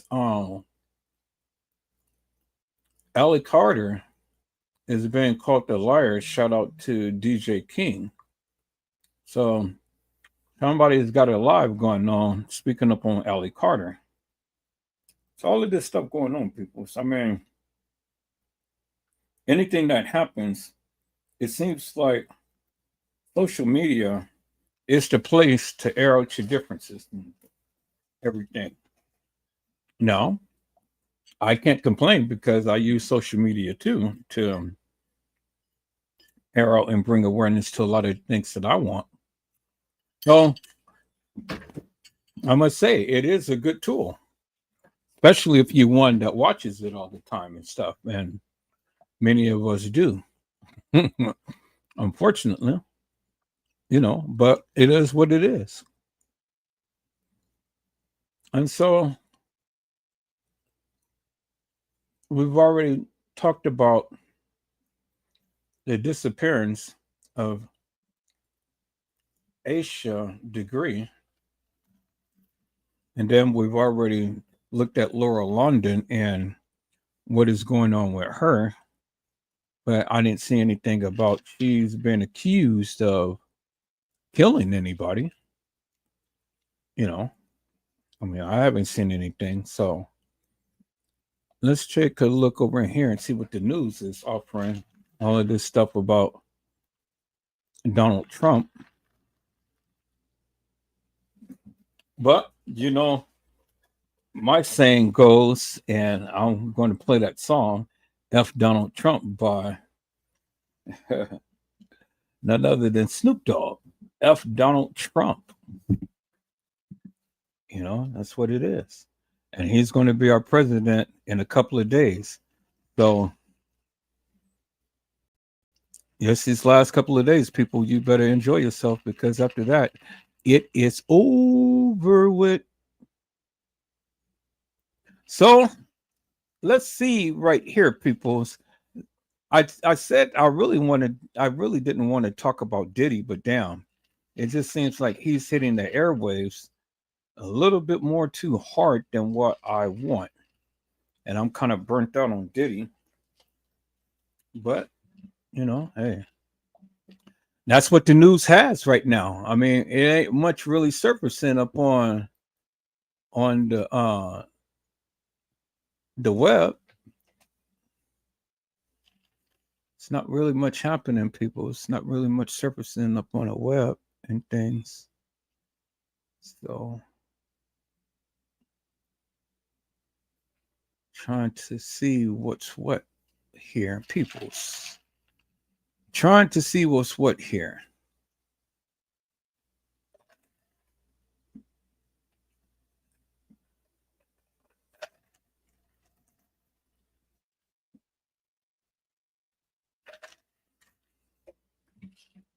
Trying to see what could we talk about, peoples. Whether it be good or whether it be bad, what can we talk about? Let's take a look at this right here, peoples. This looks interesting. It says Usher abused Justin Bieber and he is angry. Diddy SA allegations weirdo video. I don't want to look at that, peoples. Let's say I'm tired of that. Let's see what else is going on around here in YouTube land.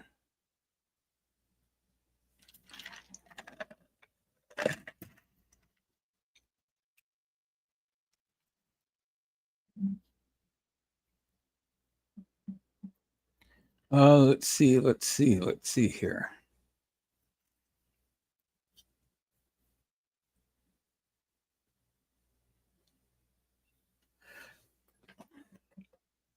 Oh, that's sweet.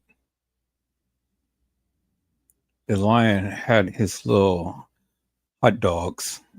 Come and see him. Y'all see that? The lion had his little hot dogs. Come see him. Mm.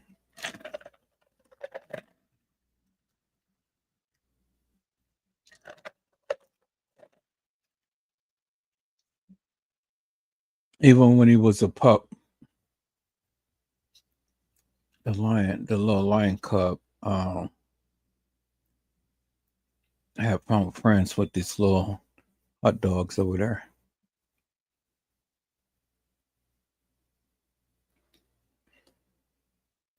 They grew up together. Okay, so let me see here.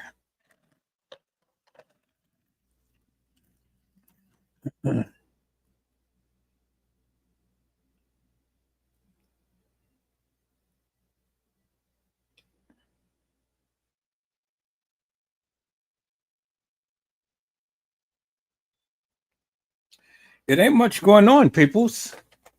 It ain't much going on.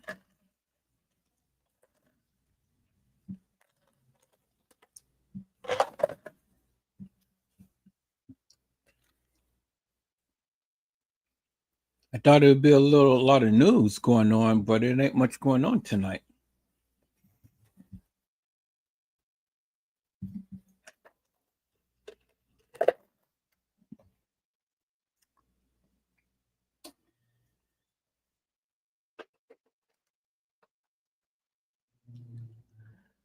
So I may not really have much to talk about on tonight, peoples. 'Cause it ain't much going on. It ain't much going on. It ain't much going on, peoples.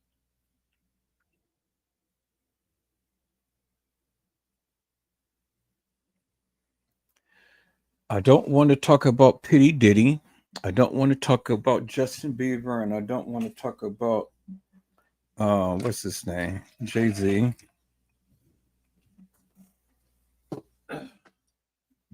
Trying to see if there's anything else in the woods that we can take a look at.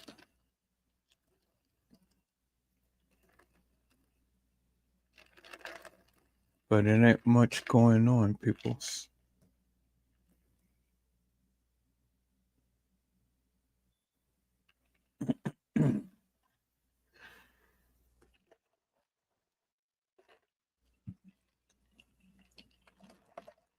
So what you guys want to talk about? What you guys want to see? It ain't much going on. I did news, new to you.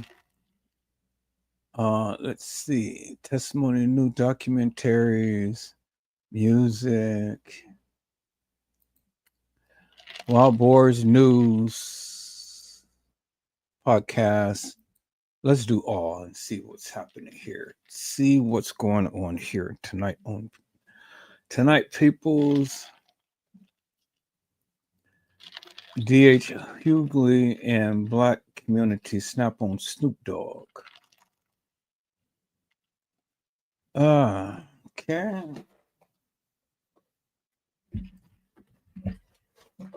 Nope, it ain't much going on, peoples. Not much going on tonight. I don't see anything. So should I just go ahead and recap on a video on a live that I had did back in the day, peoples? You know, you guys have seemed to really love the videos that I had did back in the day. Should I recap up on that, peoples? I think I just may do that. Yeah. Kind of figure out something. Because I don't see anything. I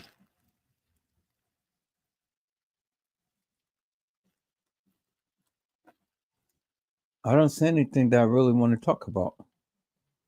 Because all it is just Diddy, hogs, pigs, and Blue Ivy and all like this and stuff, and I don't want to talk about them. So I think I just may recap. Last night, peoples, when I played that video on the recap, boy, man, you guys came in and you guys had stayed and watched all night long. I went to sleep. And then when I woke up, they were talking about something on President Biden and things, and I'm kind of like, okay, wow. But I went to sleep, peoples.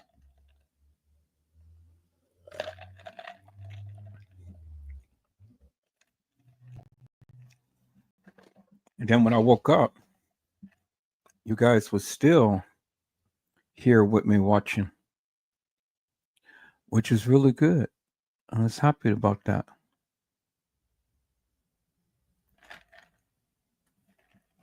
Okay, let's see here. So I don't see nothing that I can talk about right now, peoples. So I think I'm going to go ahead and recap on a live. It ain't much news today. I know some old cases and stuff that had seeped up in my wall, but I'm kind of like, do I really want to talk about that tonight?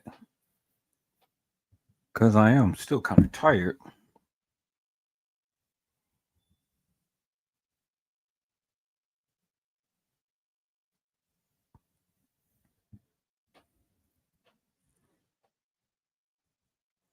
So let's see here, peoples. Let's see here. So, okay, so I don't see anything. All it is just Diddy and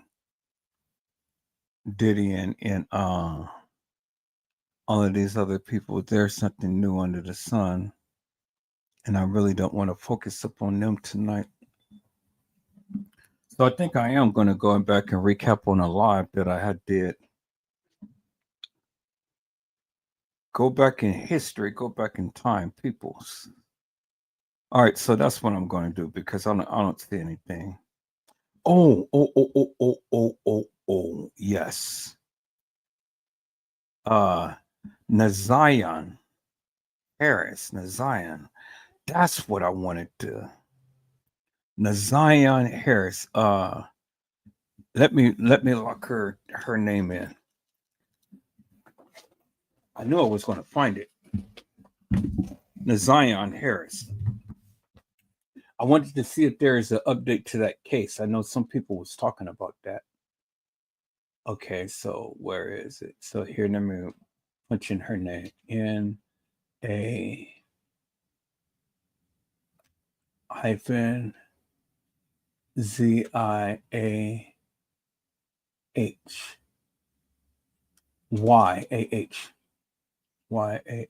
Harris.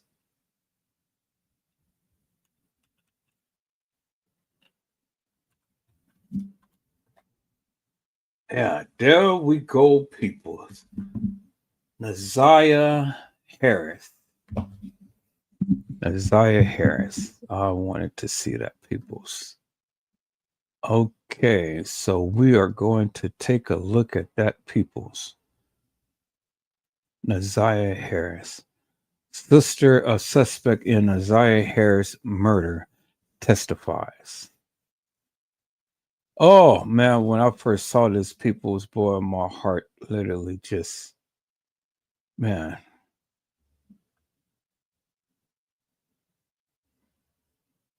Man.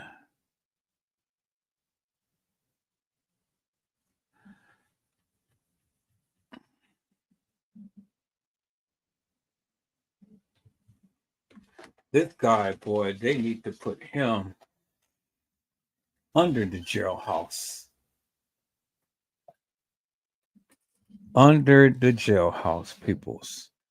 All right, so let's get a little bit of history on Naziah Harris. People's right here. You guys remember her, Naziah Harris? Yeah, y'all remember her, huh? Let's go ahead and get a little snippet from Court TV, and then we're going to come back with the Detroit news. Hit it up on that with the guy who had ended up killing Naziah Harris. Okay, people, so let me share my screen on this one here.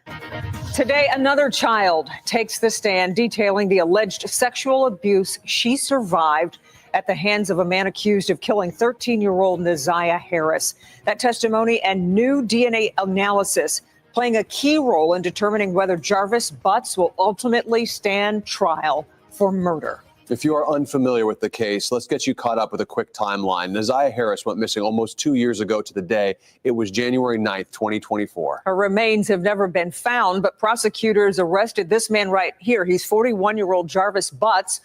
Arrested him on September 27th, and today he was in a Detroit courtroom for a preliminary hearing. Sean Lay was in that courtroom for all of it. Sean, prosecutors say there is a clear motive here. There is, and we're going to get to that right away, guys. This is just like the Zion Foster case. You're talking about a teen allegedly abused by an adult here, then goes missing, presumed killed. We're talking about Naziah Harris, just 13 years old.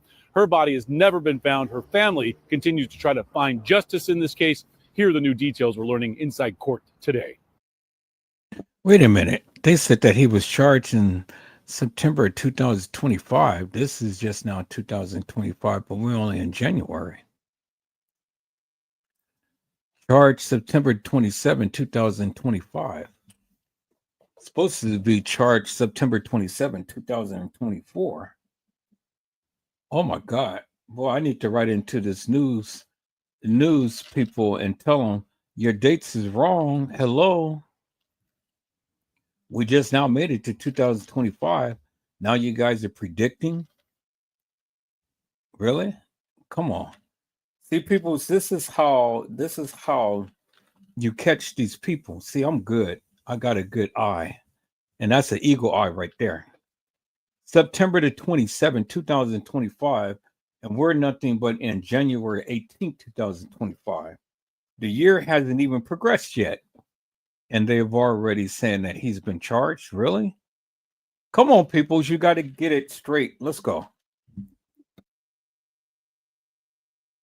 All of it, Sean, prosecutors say there is a clear motive here. There is, and we're going to get to that right away, guys. This is just like the Zion Foster case. You're talking about a teen allegedly abused by an adult here, then goes missing, presumed killed. We're talking about Naziah Harris, just 13 years old. Her body has never been found. Her family continues to try to find justice in this case. Here are the new details we're learning inside court today. Everything is in my phone. Y'all have possession of my phone. Take a look at it, go through it. So I don't know what that's about. I don't know why she said. This is the first time we're hearing the voice of Jarvis Butts. He is 41 years old. He is accused of the sexual abuse and murder of a 13-year-old girl named Naziah Harris. She was related to one of Butts' many girlfriends, and he called Naziah his niece. The teen was last seen with Butts after school last January 9th. Then Naziah Harris went missing. Police brought Butts in for this interrogation during a search for her, where Butts told police everything he knew about the girl was on his cell phone that police seized during a search warrant. You have to listen very closely to pick up what Butts is saying, but he says he has nothing to hide. A co-worker of Butts testified that Butts and Naziah Harris were at their auto repair shop the evening Naziah Harris vanished. But Butts told investigators the last time he saw Naziah was weeks before. Correct. Going on here. All right, back here live. This preliminary hearing, this isn't a trial, guys. Preliminary hearing goes into day 4 tomorrow. More than 24 witnesses already, 6 more witnesses tomorrow. That's because no remains have ever been found. So prosecutors are having to connect the dots all the way. They say it goes all the way to Jarvis Butts. Much more at 6 o'clock. Back to you. Okay, we'll see you then, Sean. Thank you.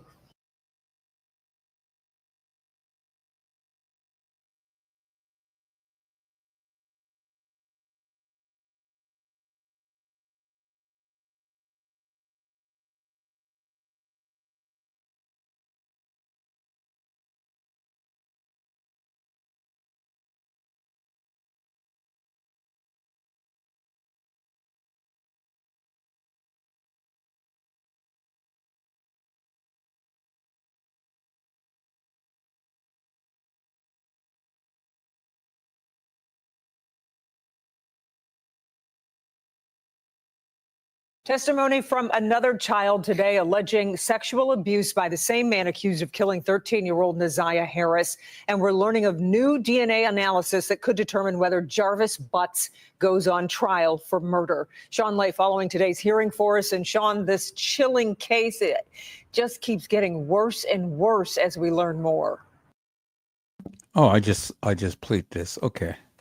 So let's go ahead and let's take a look at this one here. Her name is Naziah Harris Peoples. Naziah Harris. Prosecutors say evidence shows that Butts, who knew Harris's family members, allegedly groomed Naziah starting in 2022 when she was just 11 years old. She was pregnant when she was killed, and Butts was allegedly the unborn child's father. I'm going to get you back into that courtroom. We're watching the police interrogation of Jarvis Butts. Detectives are questioning him about his text messages and his last interaction with the victim. Let's listen in.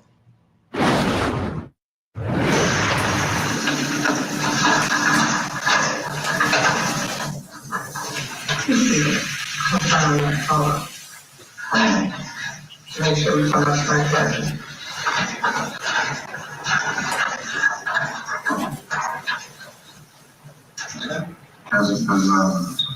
What's her devil name?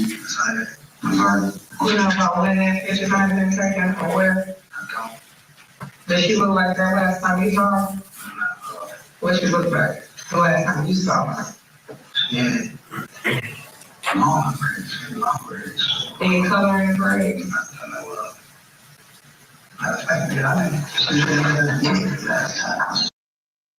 Now, people, so I want you to notice something here.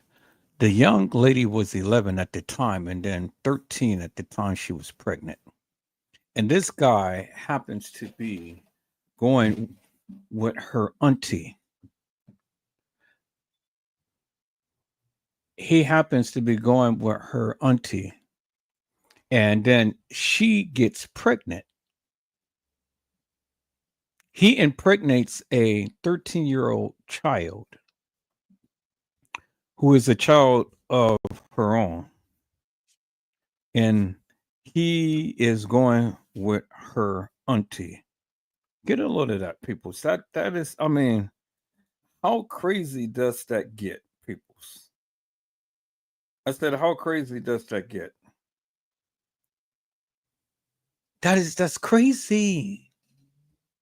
And I'm surprised that he's still living. They must have him in solitary confinement, because I know the people in prison ain't tolerating this madness wherever he is. But how do he expect to get away with this? His life is over with. He even if he gets out of jail, he has to register and everything, and but I don't think he's getting out of jail. I think that if the people have an opportunity, may unalive him. So let's look at this here, peoples, and see exactly what is going on, peoples. Let's see what exactly is going on, peoples. Let's go.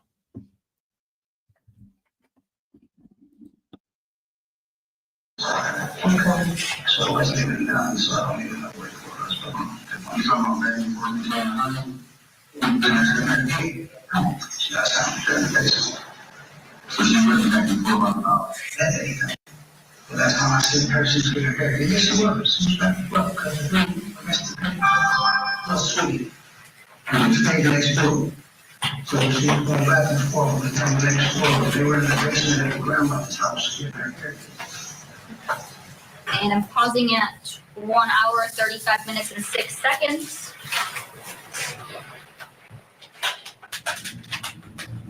All right, so here they're fast forwarding.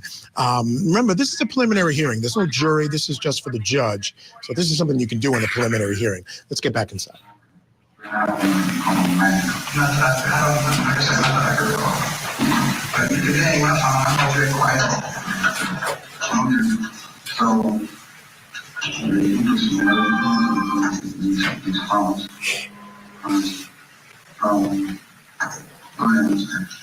Well, I'm just trying to think about this stuff. Okay, so when I was asking you about you had any contact with text message or did anything you would call brother, you said that you didn't, you don't have any contact with like that at all. Because you can't think of the last time she talked to you. Right off the top of my head.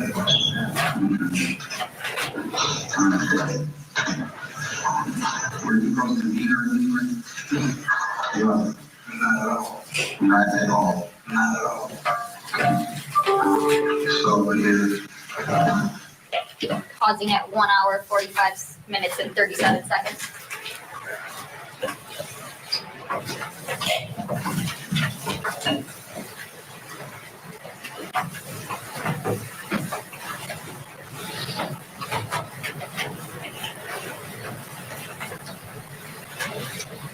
I'm playing at 1 hour, 50 minutes, and 44 seconds.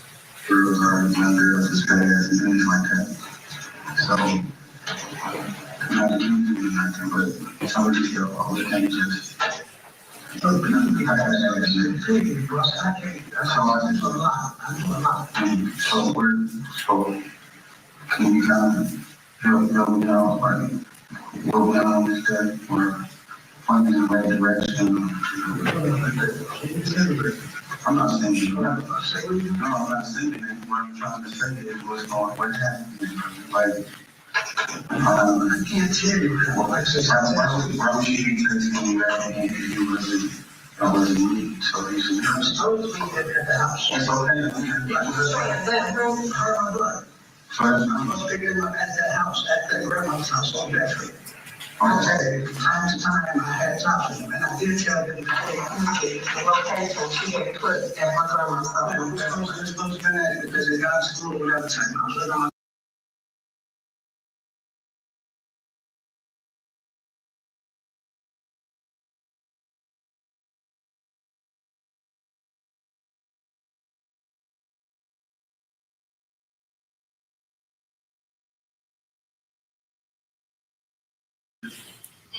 All right, he's digging a big hole for himself there. Let's bring in our guest still with us, criminal defense attorney Robin Nunn. Robin, these interviews are so important to police this case, which is why, you know, defense attorneys, we always tell folks, don't talk, because they have information.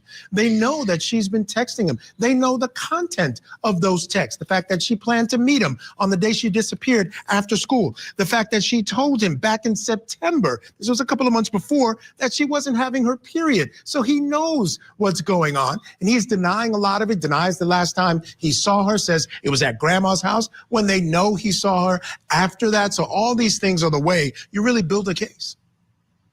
Yeah, I completely agree. I was a little concerned because the conversation seemed pretty casual between the police officers and him, but I do believe that they're beginning to get into the weeds. They're beginning to show him the text messages. They're beginning to ask the tough questions that need to be asked in terms of, you know, what exactly is this relationship? It's obviously highly unusual to be texting back and forth, having conversations with a 13-year-old girl when you're 41. But that seems to be what the dynamic of the relationship was. But getting to the bottom of, you know, what he and their conversation and relationship was is going to be really key in terms of this hearing and determining whether he'll be charged with this crime or not. And unfortunately, it's unusual under most circumstances, but obviously not for Jarvis Butts, right? This is something that he seems to make some sort of, you know, it's almost what he does, and it's just crazy. I want to go back to this preliminary hearing part. Again, I want folks to understand the standard here is very low. The rules of evidence are sort of relaxed. So they're, you know, the state's allowed to move their tapes back and forth. Normally, there would have to be some agreement between the parties, but ultimately talk about the fact that the standard here is very, very low. Yeah, and that's exactly right. On some levels, they don't have to prove everything. They don't have to bring forward every witness, every DNA test, every text message. They just have to make a reasonable showing that they indeed can charge and indict this individual for this crime. And I think that's where we are at this point. We have someone who's disappeared, and I think that they're really trying to set forth that this is the person who did it. Yeah, no question about it. Probable cause is all they need to show. Robin Nunn, thank you so much for being with us tonight. As always, we'll see you again real soon.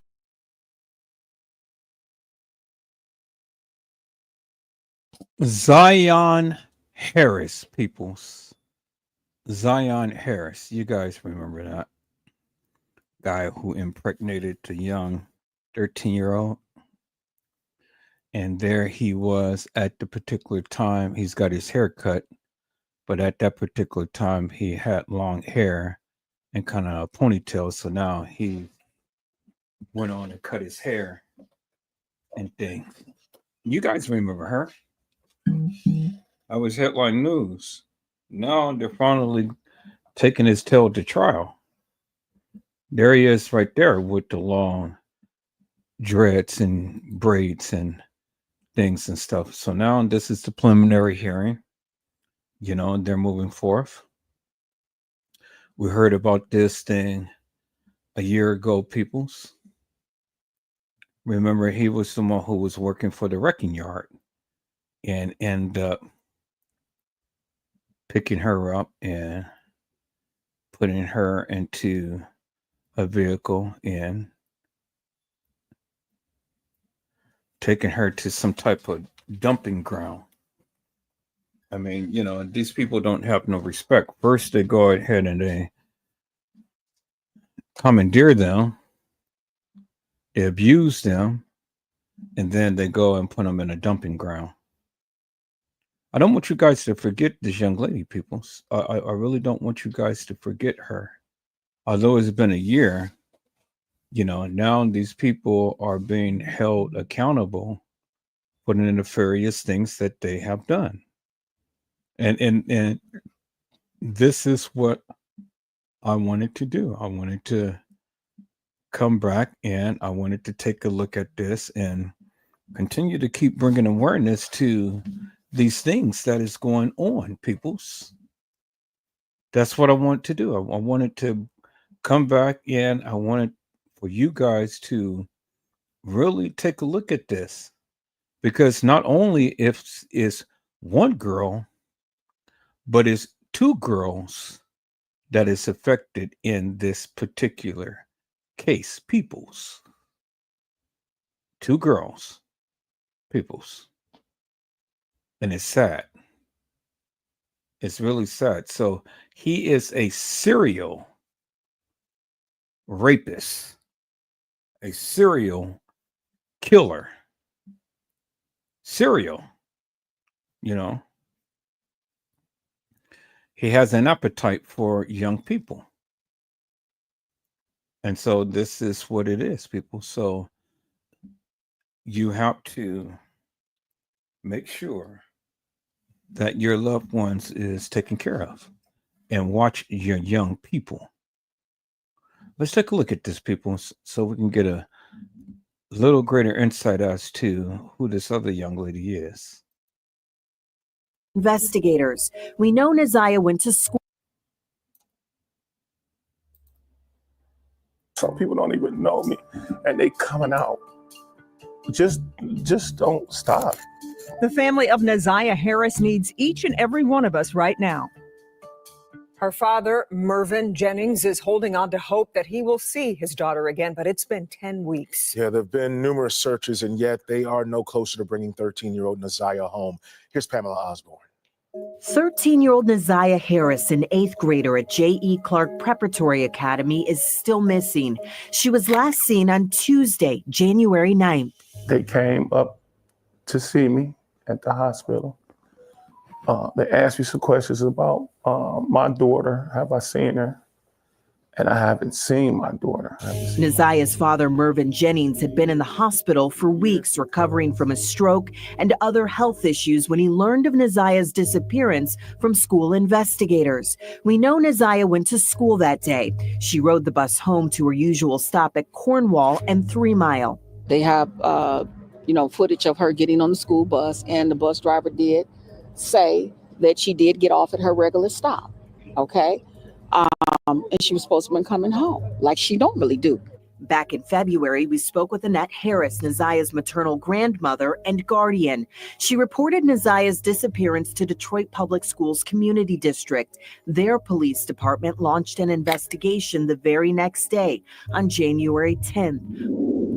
More than a month later, after hitting a roadblock, they notified Detroit police of Naziah's disappearance. That was February 13th. For a 13-year-old girl in Naziah. DPD got to work immediately canvassing the East Side community where Naziah lived and was last seen. It would be the first of many major searches. I would describe as a metropolitan scavenger hunt. The searches have been everywhere. Tamara Smith, the DPD commissioner from the district where Naziah went missing, helped us put pins on a map. Investigators from more than a dozen local, state, and federal departments have searched all over the city of Detroit, Clinton Township, also in and around Ann Arbor. We've been heavily canvassing the area by Greater Grace Church, area around the Rouge River, outskirts of Brightmoor. Specialized water rescue and recovery teams have assisted in some of the searches, while the net of concerned community members pitching in to help find Naziah grows wider. We had active gang members, people who are deemed to be the worst of the city, who were viciously out looking for her, passing flyers out, going door to door, canvassing. We all want the best. We want to see Naziah home in the living. Mervyn suffers from congestive heart failure, but is out searching himself every day he's well enough to, with his wife Nakia by his side. It's just been very trying, taxing, and empty, but we're not going to stop. They have been so moved by all who have turned out to help, especially since Naziah's disappearance has caused a rift within the family. You have moments in your life where you do think you're standing alone. And without anything, they come through.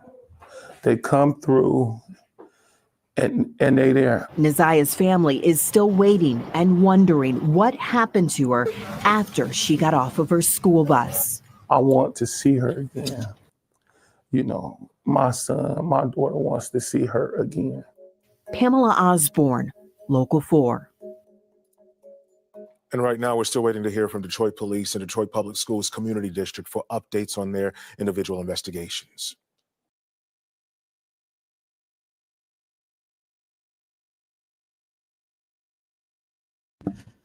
Naziah Harris Peoples. That is the young lady's name, Naziah Harris Peoples. Naziah. It's amazing, people. It's really amazing, you know, of what this guy has done. He has literally uprooted a family. He tried to change his look, but he can never change his act. It's crazy, peoples. It's crazy. We covered this a while back last year and things. I just wanted to come back and touch upon it again and things because of the simple fact, peoples, that you know, the prelim is happening right now. So we're going to be going through the trial pretty soon. But the prelim is happening right now. And so they're going through to hold this man accountable for the nefarious madness that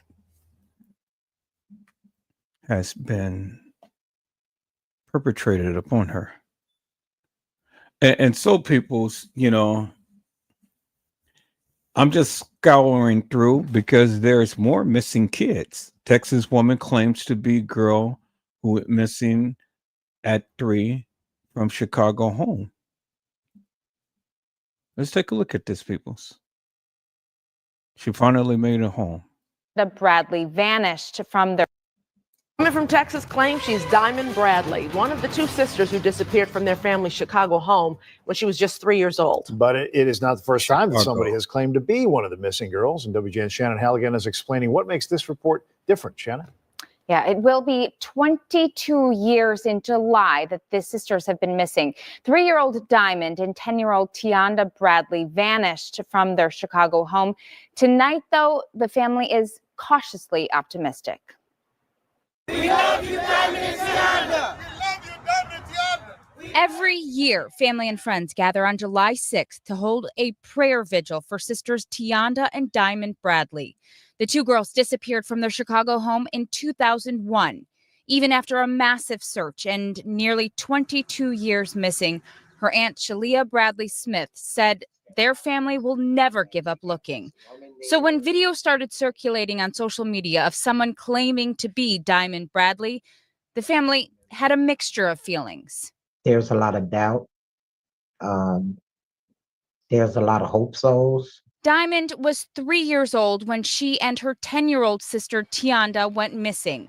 Investigators said the girl's mother left the two at their South Side apartment for work at 6 a.m. When she got home around 11 a.m., her daughters were gone. She found a note written by 10-year-old Tianda, but the family never believed Tianda could have written the note on her own. News of someone believing to be Diamond left her aunt with a lot of questions because of previous hoaxes. Most recently, in 2019, a woman claimed to be the missing girls, but that woman turned out to be a fraud. Here we go with this mess again, because we've been hoaxed before.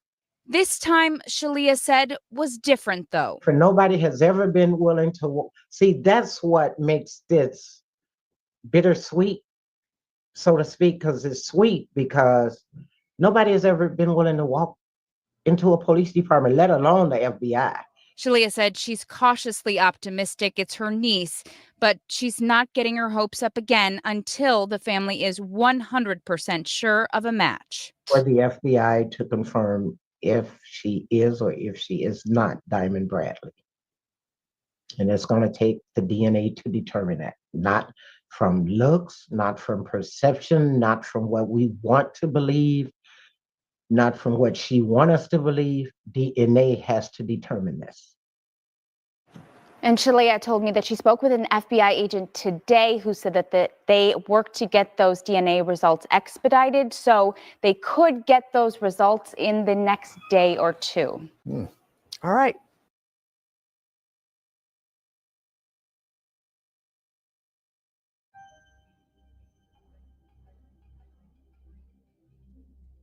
Chicago, like most big cities, has its fair share of unsolved crime. And in most of these cases, somebody saw or heard something.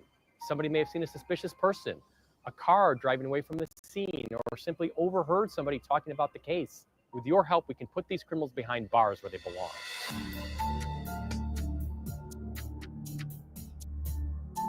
Here in Chicago, we have too many unsolved murders. We need your help.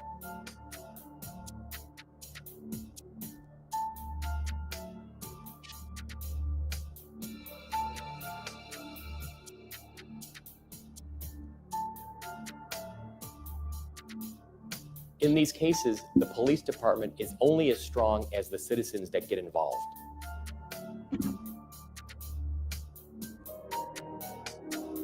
Oftentimes, all the detectives need is a tip, a start. Somebody to call in and say, I saw something. Any little information that you know can be the impetus to solve the entire case.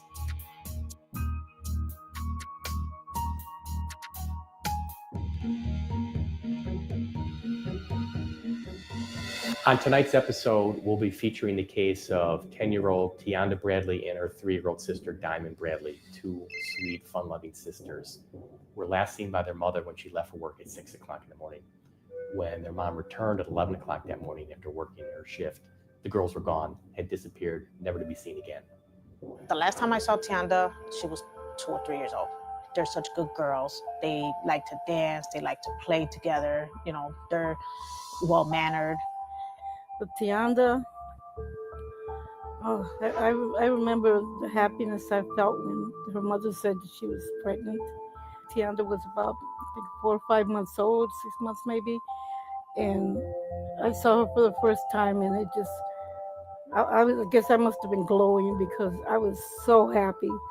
Diamond was a pretty shy kid around strangers, but around family, she was like the little Tasmanian devil running around. I know Tianda loves dancing, and she's just they're happy kids. And she was so pretty. And she showed us how her mother taught her how to dance. And she had us laughing. And she's amazing. She was so funny and so sweet and soft voiced. And Tianda was more so sassy, really talented, run track, dance. No matter if you're standing downtown and you say dance, Tianda, she would dance.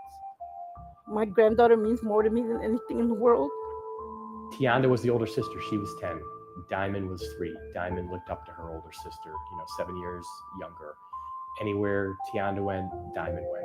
I mean, Diamond just loved her older sister, as you can imagine, and Tianda loved her little sister. And even though they were 7 years apart, they were basically inseparable. Would go everywhere together, would play together, would spend time together, and had a great relationship. Two sisters who were two peas in a pod. Tianda, she would always have Diamond on her hip like a little grown woman walking through the house with her. She's very sensitive, very loving. She's the most amazing girl you ever meet. My heart breaks for her that they're missing still, as little as they are. She's so precious, and I haven't even got a chance to tell her how much I love her. On July 6, 2001, 10-year-old Tianda Bradley and her 3-year-old sister, Diamond Bradley, disappeared.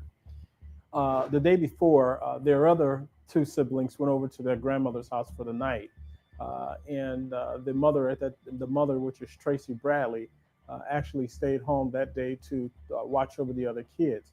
It's our understanding there was a picnic planned, actually a camping trip planned, And unfortunately, that camping trip never took place due to the fact that the kids became missing.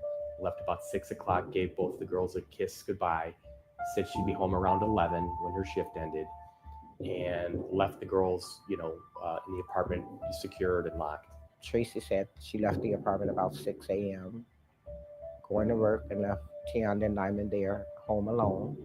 She did have a companion who came over to actually spend the night, and that was the actual father of Diamond. He then took her to work. They left. They advised Tianda, which is the older of the siblings, not to open the door for anyone. And she locked the door, and her companion by the name of George actually left the resident, and he actually dropped Tracy off from work.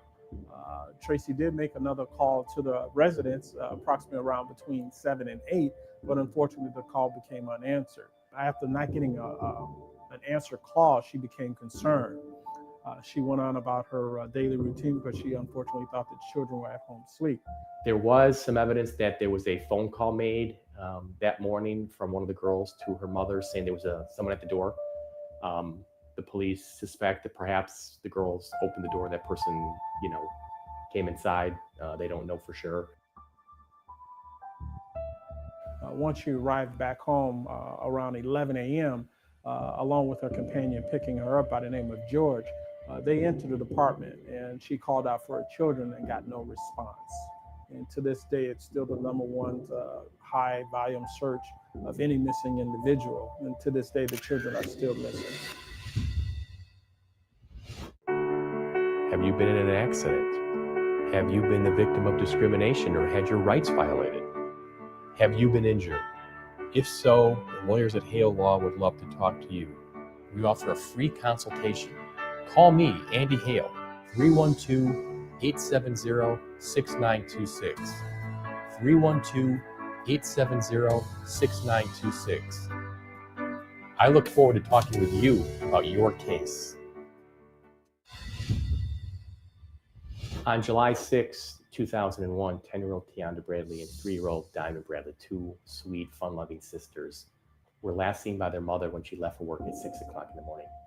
Once she arrived back home around 11 a.m., along with her companion picking her up by the name of George, they entered the apartment, and she called out for her children and got no response. Once she entered the apartment a little bit more, she looked on the couch and found a bundle of clothes on the couch as well as a handwritten note. There was a note that had been written that said, "Oh, we're going down to the corner store." But the girls never came back. Tracy became alarmed because this is something her children don't normally do. Tracy says that when she got home, there was a note on the back of the couch saying that they went to the park and went to the store. But Tianda didn't write that note. The kids don't leave unless mom or another adult is at the residence. And this struck her, and she was alarmed that this has actually happened. It is not normally for her to even leave a note. She knows that she doesn't go out the house none whatsoever for under any circumstances. And this struck the parent quite hard and concerned about why is she leaving a note.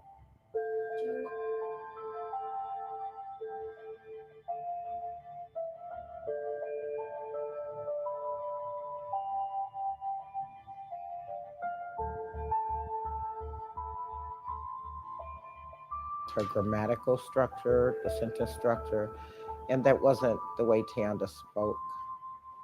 And I was surprised to hear about a note because as she would call her mother's cell phone.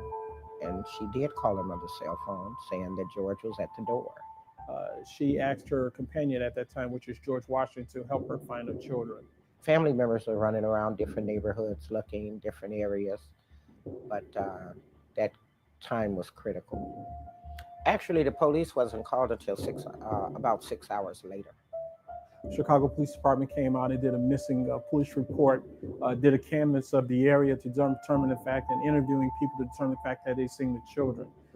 That canvass went on all the way up until about approximately late in the day. The police, followed up on that and devoted an enormous amount of resources to this case. It's one of the biggest searches that Chicago police have ever probably conducted looking for missing persons and devoted hundreds of officers to this case. The FBI got involved, canine units got involved, helicopter units got involved, police boats got involved. Me and my daughter walked in. I turned on the TV because I always watch the news. First thing I saw was Tianda's face. And then they said that her and her sister Diamond were missing, and I just broke into tears. My brother called me right away and he told me, "Did you see Tianda on the news? She's missing." And he started crying. Well, I had just arrived at my daughter Elena's house, and she was sitting on the porch, and they had the TV there. Just as I was getting to her house, she was coming on the TV. And when I recognized her, and I said, that is Tianda. But I was in shock because I couldn't believe what they were saying. My grandbaby was gone, missing. But at that moment, I thought that she'll show up.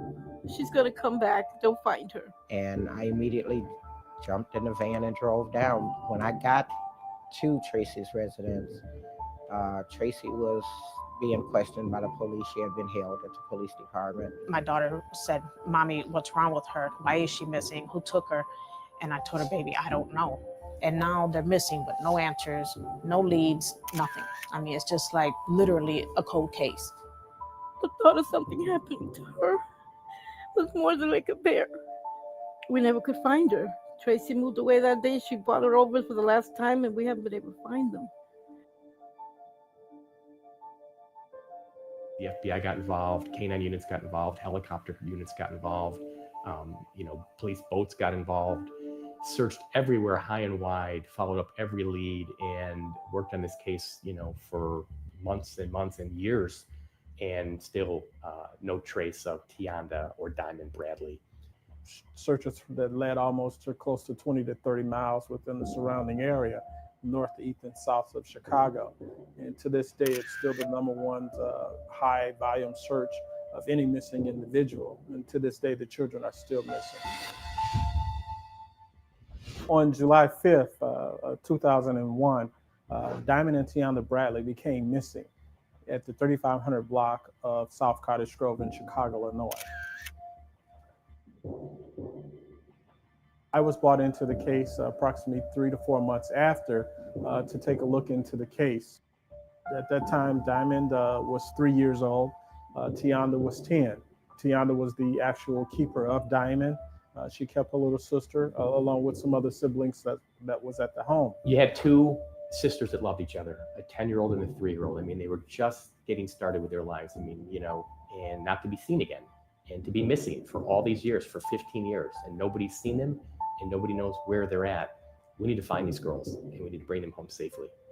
We were brought in from an independent standpoint to take a look at the case, to actually put another set of eyes on the case, to actually see if we can either penetrate information within the family or within the public to help tender over information, because sometimes people are not comfortable tending over information to local law enforcement. So we were brought in to be a next set of eyes and ears to determine the fact of the case and see if we can be able to pull something out, actually what happened to the kids on that particular day in question. Me, myself, I just become more overprotective since I found out that Tianda and Diamond were missing. And I mean, it breaks my heart. Every time I see them on the news for the anniversary, I cry. Every time, never fails. It made me more aware of where my kids are, who are my kids with, not leaving my kids alone. I won't let my son check the mail without me going outside with him. Her sisters, they are all grown up now, got children of their own, and a couple of family members that named the kids after Tianda and Diamond. And our children's lives, in my family, we treasure our children's lives, and we live day to day worrying about what's going to happen to them. When they see the news and they talk about the anniversary of Tianda and Diamond missing, they break into tears. If they hear anything about bones were found or a body was found, they get scared and they think it's Tianda. They say all the time, "I wish she would come home. I wish we knew where she was." It's just been a never-ending story. I mean, two children, they don't just walk away. A 10-year-old don't run away with a 3-year-old. They're just scared that it's not going to come out good, that it's not going to end well, because they've been missing for so long. I was in my 40s when she went missing, and now I'm getting ready to hit 67. And I still don't know where my granddaughter is. I pray for her every night and every day. I pray for her. The police devoted an enormous amount of resources to the case. Hundreds of officers worked on the case. Every lead was checked and followed up. And, this is still an active cold case, and Tianda and Diamond are still missing to this day. But the police have not given up hope. The police did ground searches, air searches, water searches. They fingerprinted everybody who had been in and out the apartment. Like my daughter, I don't want to die without seeing her. My daughter gave me this bracelet. There's a picture of Tianda in there. This picture, she looks like my other granddaughter. And I got a picture of her and her son and her daughter. But she's just been gone for so long, and I don't see how she could be gone that long and somebody not know something. I want Tianda home. She deserves to be with her family that loves her. Well, there were community people gathered around, supporting. Some family members don't talk about it. It's been a lengthy investigation. We're talking a little over the 13 years. I think we have tons and tons of information that's been called in. We check those very seriously. We take a look at them. We analyze them. We see what information that those tips do bring in. And to this date, we are making headwind, but there's some information that's out there that we want to be able to reach out to the public to connect to see it can actually follow the leads in which we're expecting to get to. Tianda and Diamond are still missing to this day, but the police have not given up hope. The cold case unit has not given up hope. We have not given up hope. We're still hoping somebody out there may know the whereabouts of Tianda and Diamond and where they might be today. Have you been in an accident? Have you been the victim of discrimination?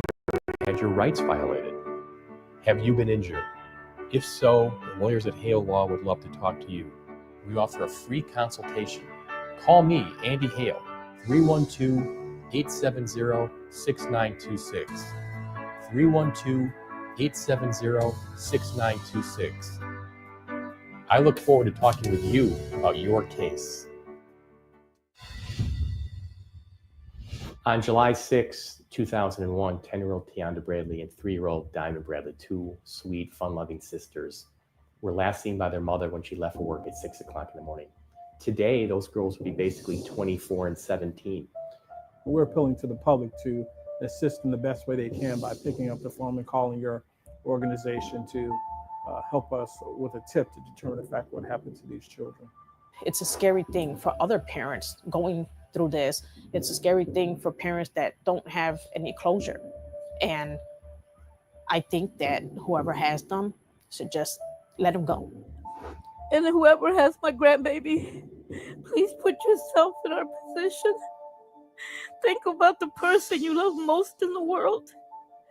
And if that person was took away from you and you never saw her again for years and years, think how much it would hurt you. They're innocent little children that shouldn't have got caught in the middle of anything between grown-ups. There shouldn't be any reason to kidnap a child.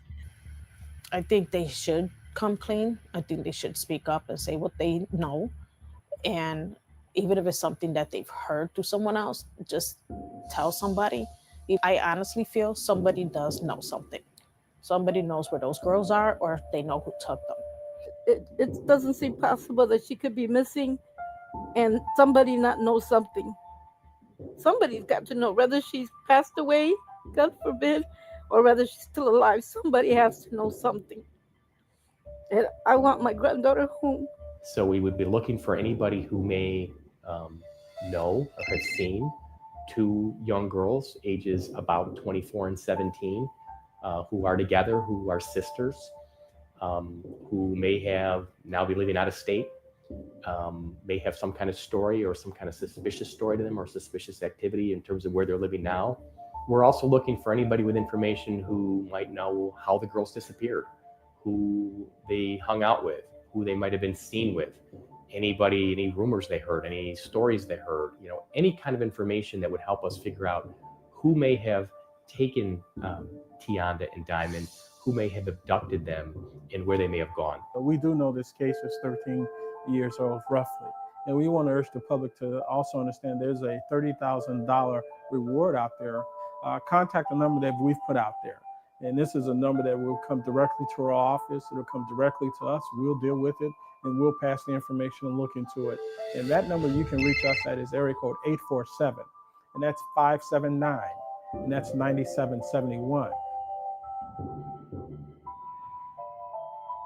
You can't leave this information that you're going to provide to the authorities and confident knowing that the information that you provide won't be released to no one but law enforcement. If you have any information about Tianda or Diamond Bradley of any significance, please call your local police department or call the numbers you see on the show here.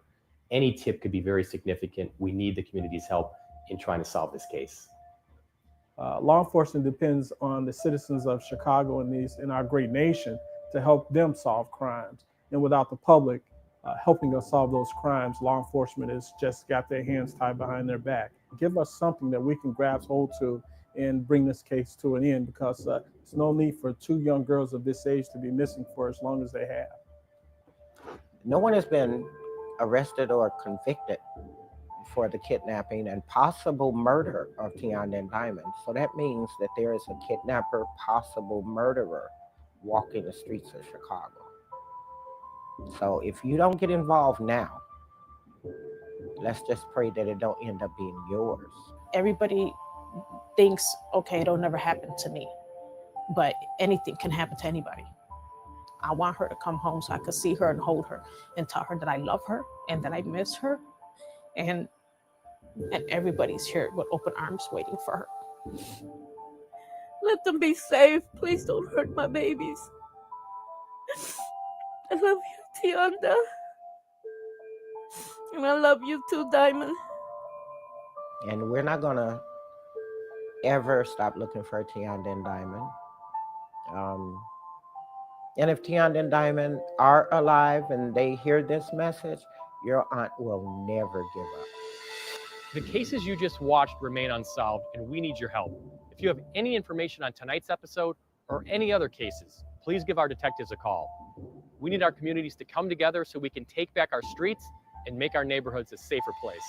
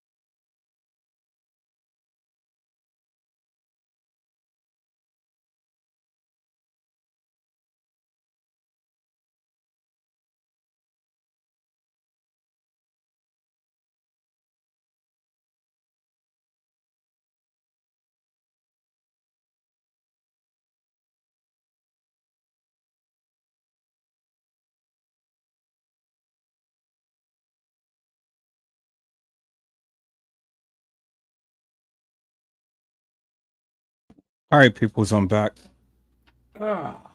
Boy, this is what happens when you go and lay down. This is what happens when you go and lay down and you come back. You come back with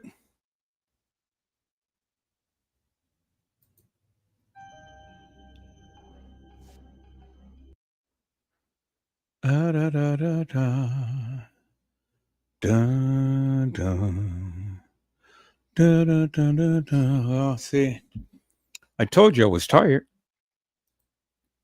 I told you I was tired, and nobody wanted to believe me. And then when I came back to a screen that I had already played that what I was laying down and listening to. Oh man, I'll tell you. Peoples, well, I guess I'm gonna cut it off for here. You know, I think I'm gonna cut it off for here. And come back with Satire. Probably do a part 2 to this. I know I'm doing a part 1 and things, you know, I think I'm going to do a part 2 to this. I really didn't want to.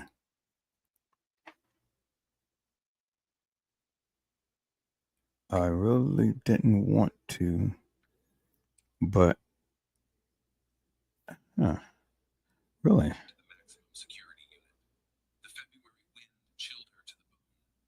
I really didn't want to, but okay. Well, let me see this. Let me do this here, people. I think we just may end up watching something.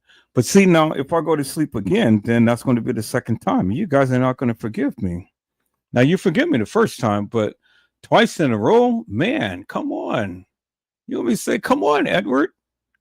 All right. Well, let's take a look at this here, people. So I'm gonna type this in real quick. I'm gonna type this in real quick.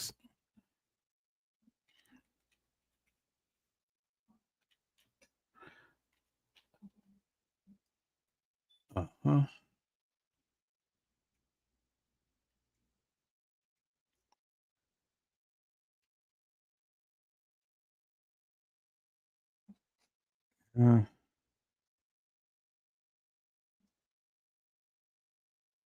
Okay, let's see. Okay. To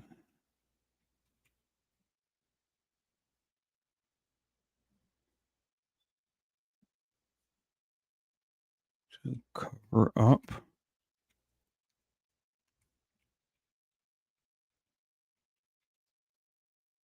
To cover up secret affair.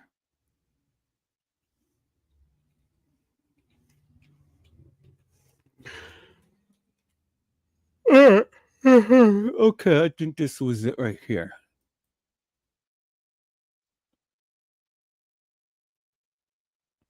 Yeah, this is it right here. Okay. Let me share my screen, peoples. This is it right here. Let me share my screen. Am I sharing the right thing? Okay, here, let me do this. There we go, right there. Let's take a look at this, people's. Danielle Roberts. Let's go. Danielle Roberts, a 30-year-old African-American corrections officer, stepped through the heavy iron gates of the Birmingham Women's Correctional Facility for the first time. The building loomed before her, its cold, gray facade reflecting the seriousness of the assignment she had accepted. Known for housing some of the most challenging female inmates in Alabama, the prison's reputation preceded it. This was not the general population ward she had worked in before. It was a maximum security unit where every decision, every step, carried weight. The air inside was heavy with a mix of antiseptic and institutional monotony. The fluorescent lights flickered slightly as Officer Greg Houston, a seasoned shift supervisor, led Danielle through the labyrinth of hallways. He spoke in clipped tones, outlining her responsibilities and emphasizing the need for vigilance.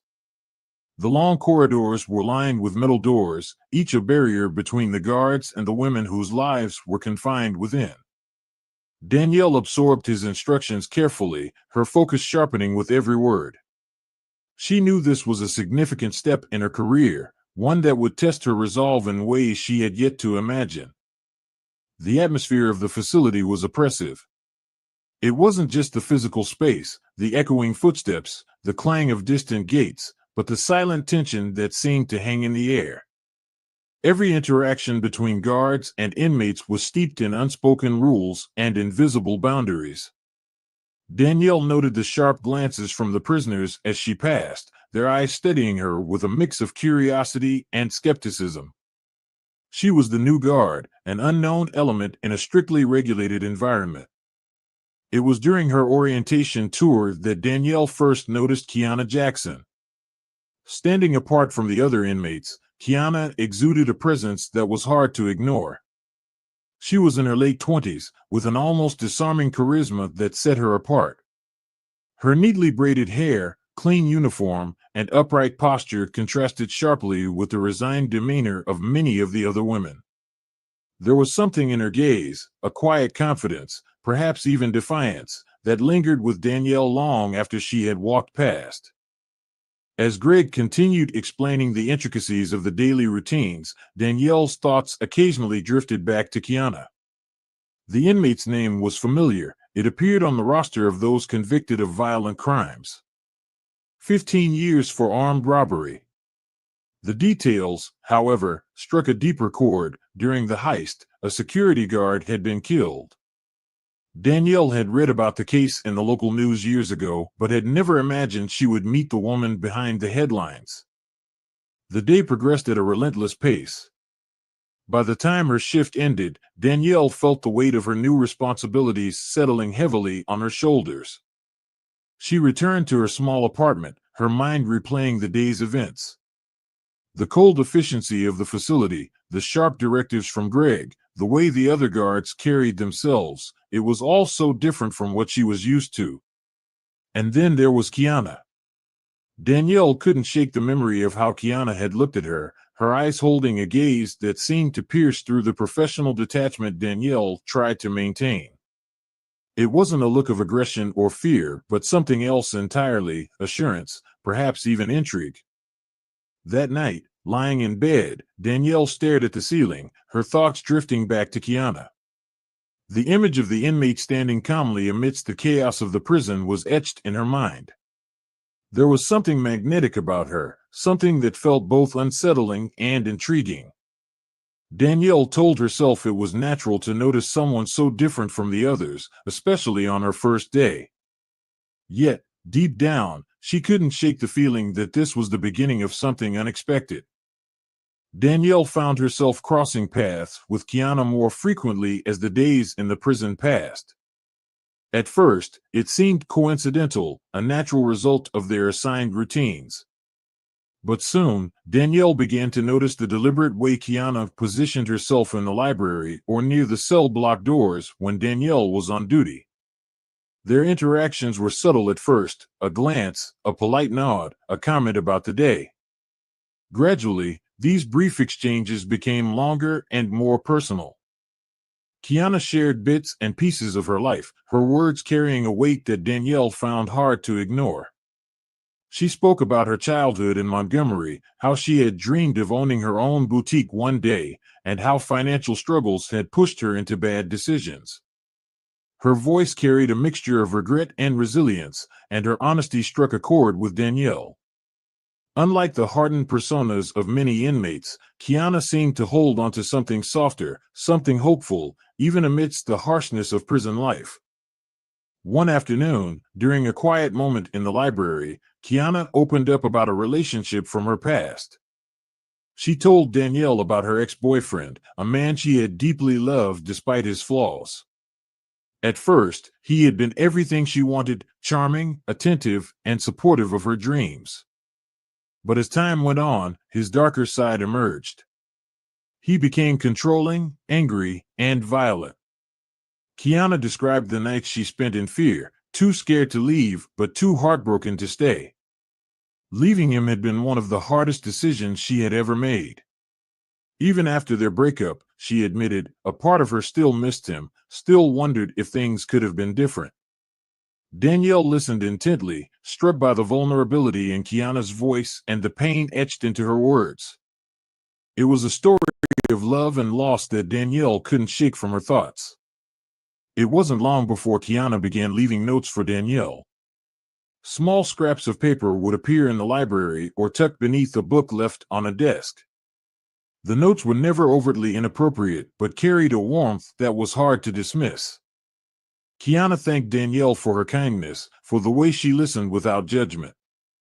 She wrote about the isolation she felt and how much it meant to her to have someone acknowledge her humanity. Each note was written with care, the handwriting neat and deliberate, as though Kiana had taken her time crafting the words. Danielle told herself to maintain her professionalism, to treat Kiana no differently than any other inmate. But the notes, coupled with Kiana's charm and vulnerability, began to blur the lines she had so carefully constructed.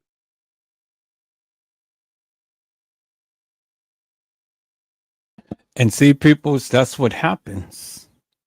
That's what happens when you tend to meet a very charming and beautiful young lady. Even the women can't resist. I mean, they can't resist. People say it's like, okay, so now I shouldn't be leaving notes and stuff for inmate. I have to stay to the degree professional, but then you tend to kind of like take things to a whole new level. You try your best to resist, but it's just those kind words, people, that tends to get people in trouble.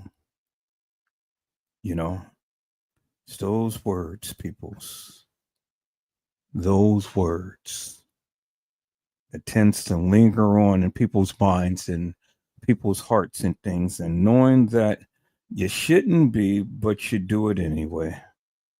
And then you go and ask yourself the question, why did I bend down and bow down to that of what I know that is inappropriate behavior? But yet and still, peoples, something about a human's heart that just tends to really take over one's ability to understand right and wrong, the compulsion, the love. That's something that the human heart is so complex because it's all typed up with so much emotion. It's incredible, people. It's hard to not react upon it, but yet and still, peoples, they do many times over, and thus what propels people into trouble, because that human heart, and especially a woman's heart, you can't get over it, peoples, no matter how hard you try. And that allure of lustfulness and desire, that flesh tends to take over one's mind and one's feelings. And thus, here we are, peoples, in a perpetual bliss of lesbianism. And that's how it all starts, peoples, with just one gaze, one touch, one word. And then it all comes crashing down to an end, peoples. And now you lost control. And now you lost your job too. Let's listen to this, peoples, because it all happens all too often. Kiana's presence lingered with her long after their interactions ended. Her stories replayed in Danielle's mind during quiet moments, and she found herself looking forward to the next shift where their paths might cross again. Others began to notice the shift in Danielle's behavior, though she tried to mask it. LaToya Martin, the prison psychologist, observed how often Danielle lingered near Kiana's cell or stayed late in the library when Kiana was there.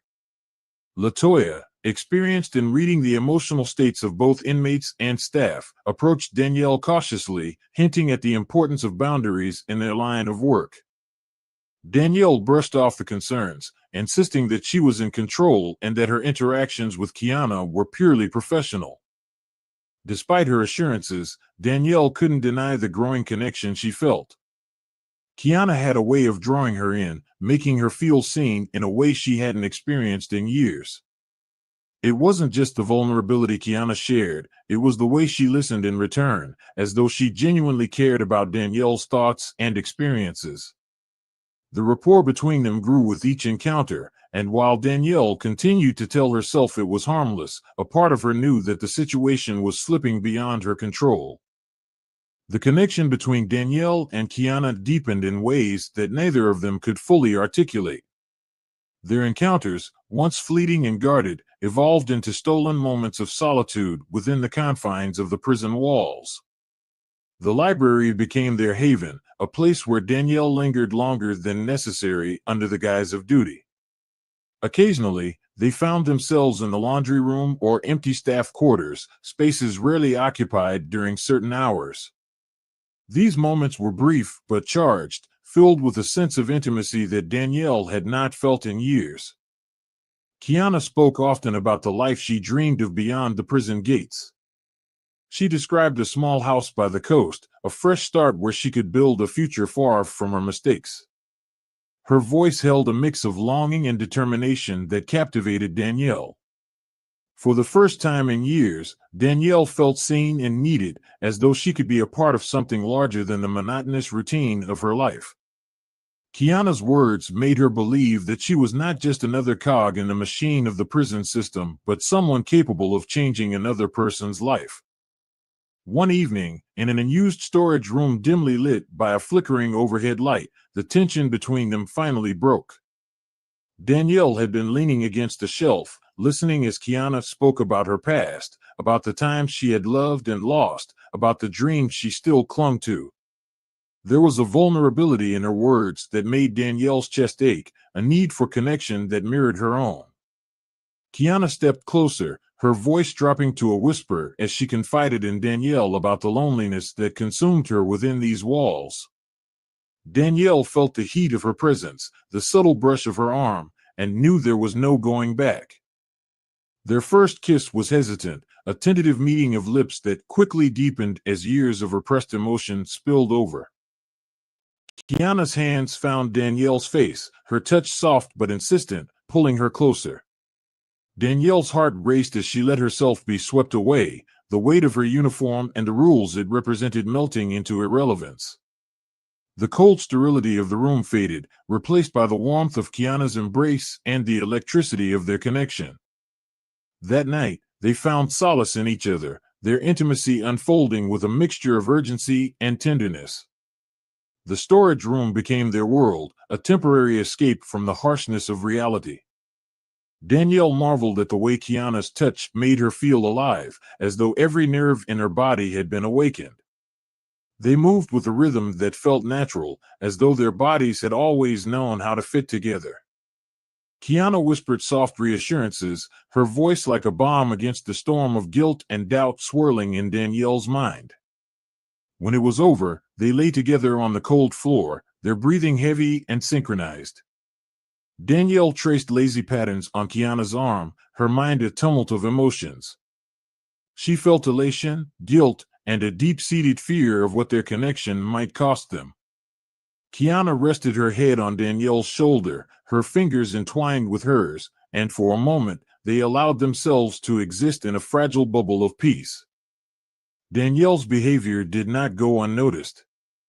LaToya, ever observant, began to piece together the subtle changes in her colleague. Danielle grew increasingly restless, her once composed demeanor now marked by nervous glances and an unusual preoccupation with the logs and schedules. LaToya attempted to broach the subject again, her tone gentle but firm. Danielle, however, brushed her off, evading the conversation and retreating further into her own thoughts. She avoided eye contact and shifted the focus whenever LaToya pressed too closely. Despite her inner turmoil, Danielle could not pull herself away from Kiana. The connection, though fraught with risk, had become a lifeline she could not abandon. Each stolen moment with Kiana felt like an escape from the rigidity of her life, a glimpse of something forbidden yet profoundly fulfilling. She ignored the mounting consequences, choosing instead to cling to the fragile bond they had forged, even as it began to unravel the carefully maintained structure of her professional world.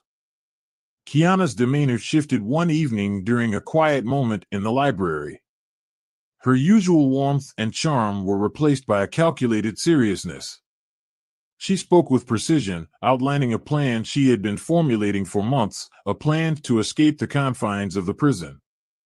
Kiana wanted Danielle to play a crucial role, leveraging her access to falsify visitation logs, disable cameras during key moments, and provide her with keys to a service exit. The request was delivered with an air of expectation, as though Kiana had no doubt that Danielle would comply. Danielle was horrified. The magnitude of what Kiana was asking struck her like a blow.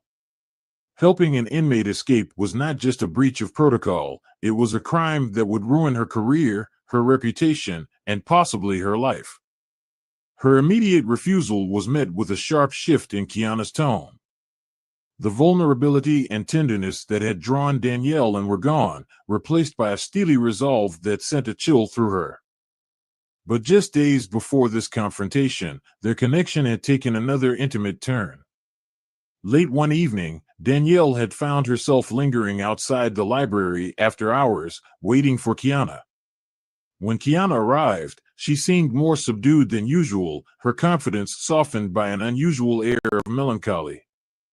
She motioned for Danielle to follow her into the storage room, a secluded space they both knew well. Inside, under the dim light, Kiana began speaking about her past again, recounting a moment of heartbreak that left her voice trembling. Danielle reached out instinctively, placing a hand on Kiana's shoulder. The touch lingered, and before either of them could stop, the moment escalated. Their kisses became more fervent, their bodies pressing together as if to erase the distance between them. Danielle was aware of every sound, every breath, the way Kiana's fingers grazed her skin, igniting sensations she hadn't felt in years. They moved to the floor, seeking each other in the stillness, their passion a desperate escape from the realities they faced. The room seemed to pulse with heat and energy as they surrendered to their feelings, finding solace in each other's arms. When it was over, Danielle lay beside Kiana, her head resting on her chest. For a moment, everything felt right, as if the world outside the small room didn't exist. Kiana's fingers traced lazy patterns on Danielle's back, her voice a soft murmur of reassurance. Danielle wanted to freeze the moment, to stay in that fragile bubble where nothing else mattered. But deep down, a voice reminded her of the risks, the line she had crossed, and the consequences waiting on the other side. That memory made Kiana's betrayal all the more devastating. A few days later, she reached into her pocket and pulled out a small, outdated smartphone. The screen lit up, displaying photos of Danielle and Kiana together, moments stolen in the library, in the laundry room, and in other corners of the prison where they thought no one was watching. Danielle's heart sank as Kiana explained that the photos were only part of the evidence she had collected. There were notes, texts, and even recordings that documented their relationship. Kiana didn't need to explain what would happen if these fell into the hands of the warden or the authorities. The implication was clear. The days that followed were a blur of anxiety for Danielle. She barely ate, her appetite lost to the knot of fear tightening in her stomach. Nights offered no solace, as she lay awake replaying Kiana's threats over and over. Her mind raced through every possible scenario, but none of them seemed to offer a way out. Each morning, she dragged herself to work, her nerves frayed and her composure slipping. Her colleagues noticed the changes, but Danielle deflected their concern, afraid that even a hint of her turmoil might unravel everything. Kiana, meanwhile, intensified the pressure. She cornered Danielle during shifts, her words laced with veiled threats and subtle reminders of what she could lose. The warmth that once defined their relationship had vanished, replaced by cold manipulation. Kiana no longer tried to hide her true nature, using Danielle's feelings against her with ruthless efficiency. And see, peoples, isn't that how it is? You know, you get caught in a fault, they get the evidence, and then they're going to manipulate to get whatever they want up against you. Same thing that's happening in the case of Diddy. You know, he had videotaped all of these high profile people in compromising positions and things. And so now he wanted to use that up against them to get what he want.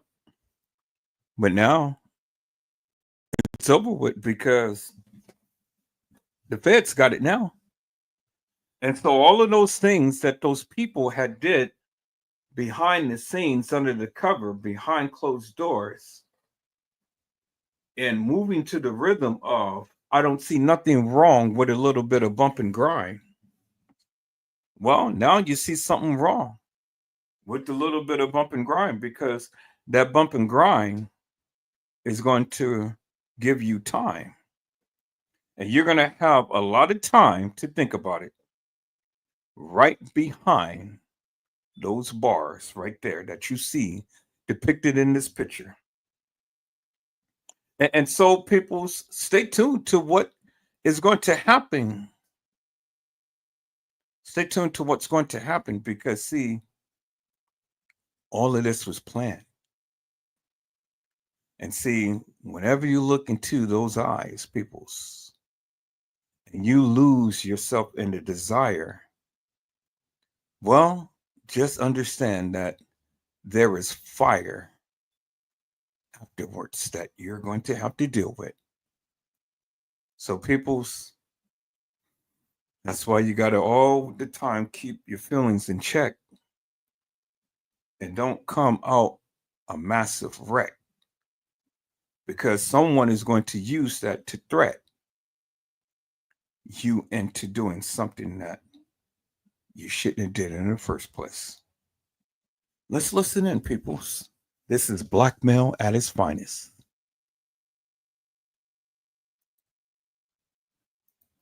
Each encounter left Danielle feeling more trapped, as though the walls of the prison were closing in on her. Danielle's isolation deepened. She stopped speaking to LaToya and avoided spending time in the staff lounge, unwilling to face the questioning looks of her peers. Her world became a tightrope walk, every step weighed down by the constant fear of exposure. Kiana's demands loomed over her like a storm cloud, darkening every moment of her day. Danielle knew she was being manipulated, but the hold Kiana had on her was unshakable. The trust that had once defined their connection was gone, replaced by a toxic dynamic that left Danielle feeling powerless and utterly alone. Danielle entered the dimly lit laundry room, the rhythmic hum of industrial washers and dryers filling the space. It was late afternoon, a time when the room was usually empty except for the occasional inmate assigned to laundry duty. Kiana was already there, leaning casually against a folding table, her expression calm but her eyes sharp with expectation. Danielle's heart pounded as she approached, her palms damp and her mind racing. She had spent the entire day rehearsing what she would say, hoping to find some way to diffuse the situation and regain control of her life. Kiana wasted no time.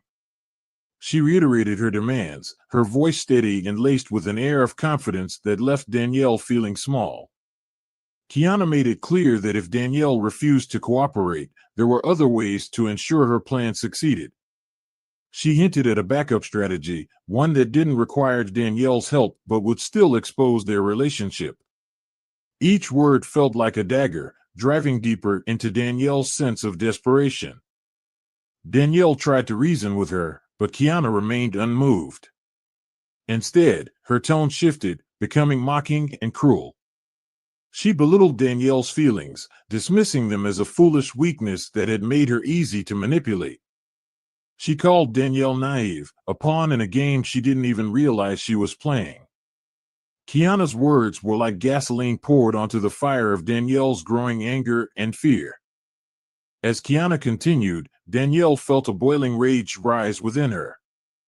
The months of manipulation, the sleepless nights, the suffocating anxiety, all of it reached a breaking point. Her eyes fell on a heavy wrench lying on a nearby shelf. Without fully thinking, she reached for it, her hand trembling as she gripped the cold metal. Kiana didn't seem to notice until it was too late. In a flash of blinding fury, Danielle swung the wrench with all her strength, the impact landing squarely against Kiana's temple. Kiana staggered backward, her expression shifting from confidence to shock. She collapsed to the floor, blood pooling beneath her head. Danielle froze, her breath caught in her throat, but the adrenaline coursing through her veins pushed her forward. She struck again, the wrench connecting with a sickening thud.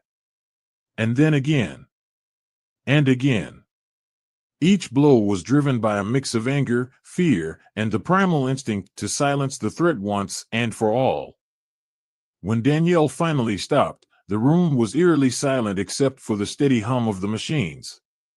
She stood over Kiana's lifeless body, her hands trembling and her chest heaving.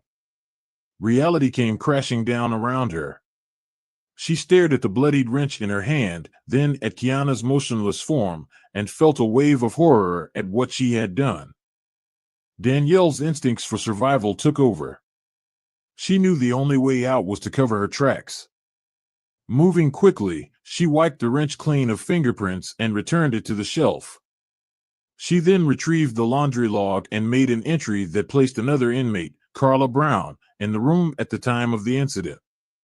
Carla, known for her aggressive behavior and recent altercations with Kiana, was the perfect scapegoat.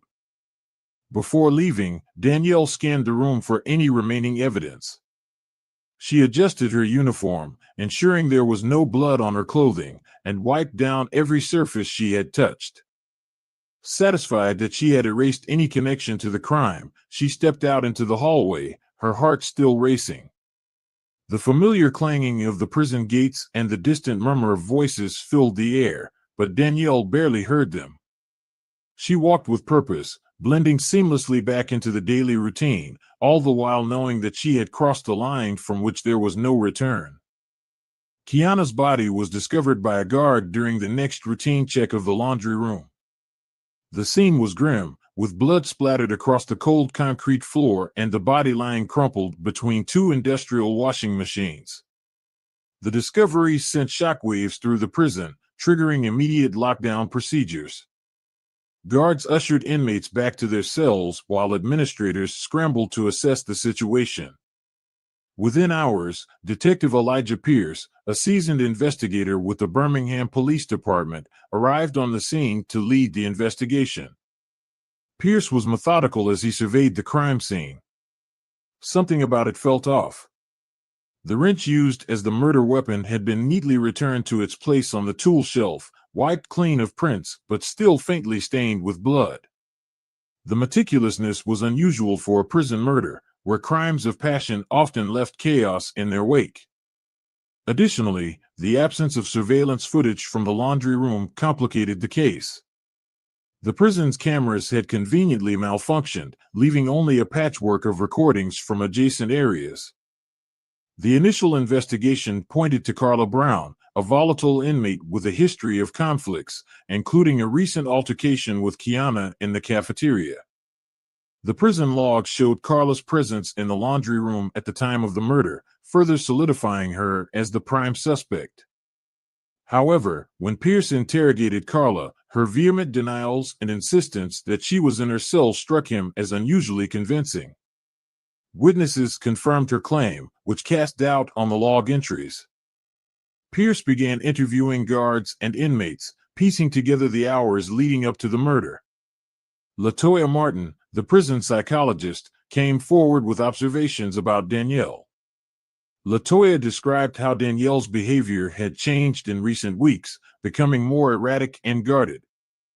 She admitted to suspecting that Danielle had formed an inappropriate relationship with Kiana but had lacked evidence to report it formally. Pierce noted LaToya's words, his suspicions sharpening. The breakthrough came when officers conducting a search of Kiana's cell found a bundle of hidden letters beneath her mattress. The letters, written in Kiana's distinct handwriting, detailed her relationship with Danielle. They described their secret meetings, the growing intimacy between them, and Kiana's manipulation of Danielle to assist in her escape plan. Some letters were unfinished, fragments of plans and emotions, but they painted a clear picture of the dynamic between the two women. Among the letters were sketches and small notes from Danielle, further implicating her. When Pierce confronted Danielle with the evidence, she initially denied everything. Her demeanor was defensive but controlled, as though she believed she could talk her way out of the situation. However, as Pierce laid out the letters, the falsified logs, and the inconsistencies in her statements, Danielle's composure began to crack. The pressure mounted as LaToya and the warden joined the interrogation, pressing her to explain her actions. Finally, faced with the weight of the evidence and the futility of denial, Danielle broke down and confessed. Her voice was heavy with emotion as she described the months of manipulation and the toxic spiral that had consumed her life. She recounted the moment in the laundry room, her anger boiling over as Kiana mocked her. Danielle admitted to the murder but insisted it was not premeditated. She claimed she acted in a moment of blind rage, though the detective noted the deliberate steps she took to cover her tracks afterward. The case moved swiftly through the courts. Danielle's confession, combined with the letters and manipulated logs, left little room for defense. Her attorney argued that Kiana's manipulation and emotional abuse had pushed Danielle to a breaking point, but the jury was unmoved. The verdict was guilty on all counts: murder, falsification of records, and misconduct as a corrections officer. Danielle was sentenced to 20 years in a maximum security prison, a place where she would now live as an inmate rather than a guard. Her story quickly became infamous among the prison staff, a cautionary tale about the dangers of crossing professional boundaries. LaToya continued her work in the prison, more vigilant than ever in monitoring the mental and emotional health of the guards. She often thought of Danielle, wondering if she could have intervened earlier and prevented the tragedy. Detective Pierce, reflecting on the case after its conclusion, felt a lingering sense of unease. Despite solving the murder and bringing justice, he was struck by how quickly love, desire, and vulnerability had turned into manipulation, betrayal, and violence. As he closed the file on Danielle's case, he couldn't help but feel the weight of the human frailty that had led to such a devastating outcome. The prison, with its gray walls and endless cycles of confinement, seemed to blur the lines between those who were meant to uphold the law and those who had broken it.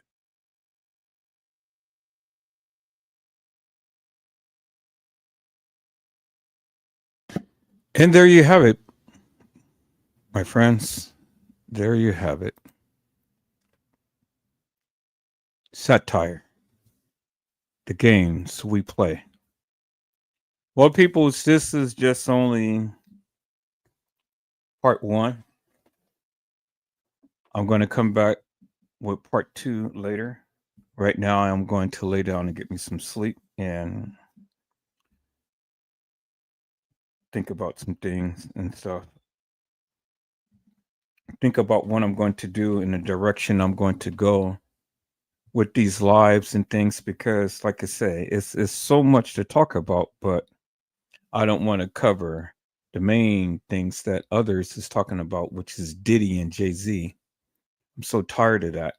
But I am going to continue to keep bringing awareness to all of these cases, some current and then some not. And so I haven't had a chance to really go and focus upon that of what I really wanted to do today and stuff because I got in late. I went down to this place to where I've always do my the place where I always go and do my volunteer work. But I'll be back, people. So I'll be back later on tonight or early this morning. It'll be after midnight though.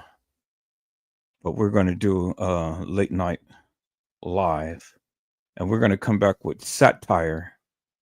And then you're going to see a 2 right under the Satire in the mountains. And then we're going to come back and we're going to talk about different cases, peoples. We're going to bring awareness to a lot of different things and stuff. And we're going to get a greater understanding as to why. Why? But I don't know if we can be able to answer the why. But definitely we're going to ask the question why. Why these things continue to keep happening in the manner to which they do. Peoples, I implore you to go and watch my live on last night. That was a very good live. I didn't mean to go to sleep on you, but I did. But watch it to its entirety till the point to when, my live went off. And to give you some clarity out of confusion. And as you can see, peoples, if you do watch the live, you'll understand that that content creator had agreed with me upon many fronts. On many fronts, and in essence, didn't really understand that of what the person was stating. But that is okay, peoples. That is okay, because at the end of the day,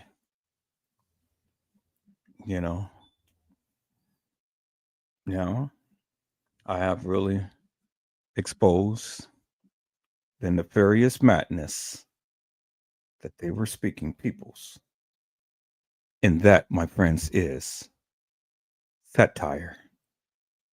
Peoples, I hope I had said something to encourage your hearts upon today.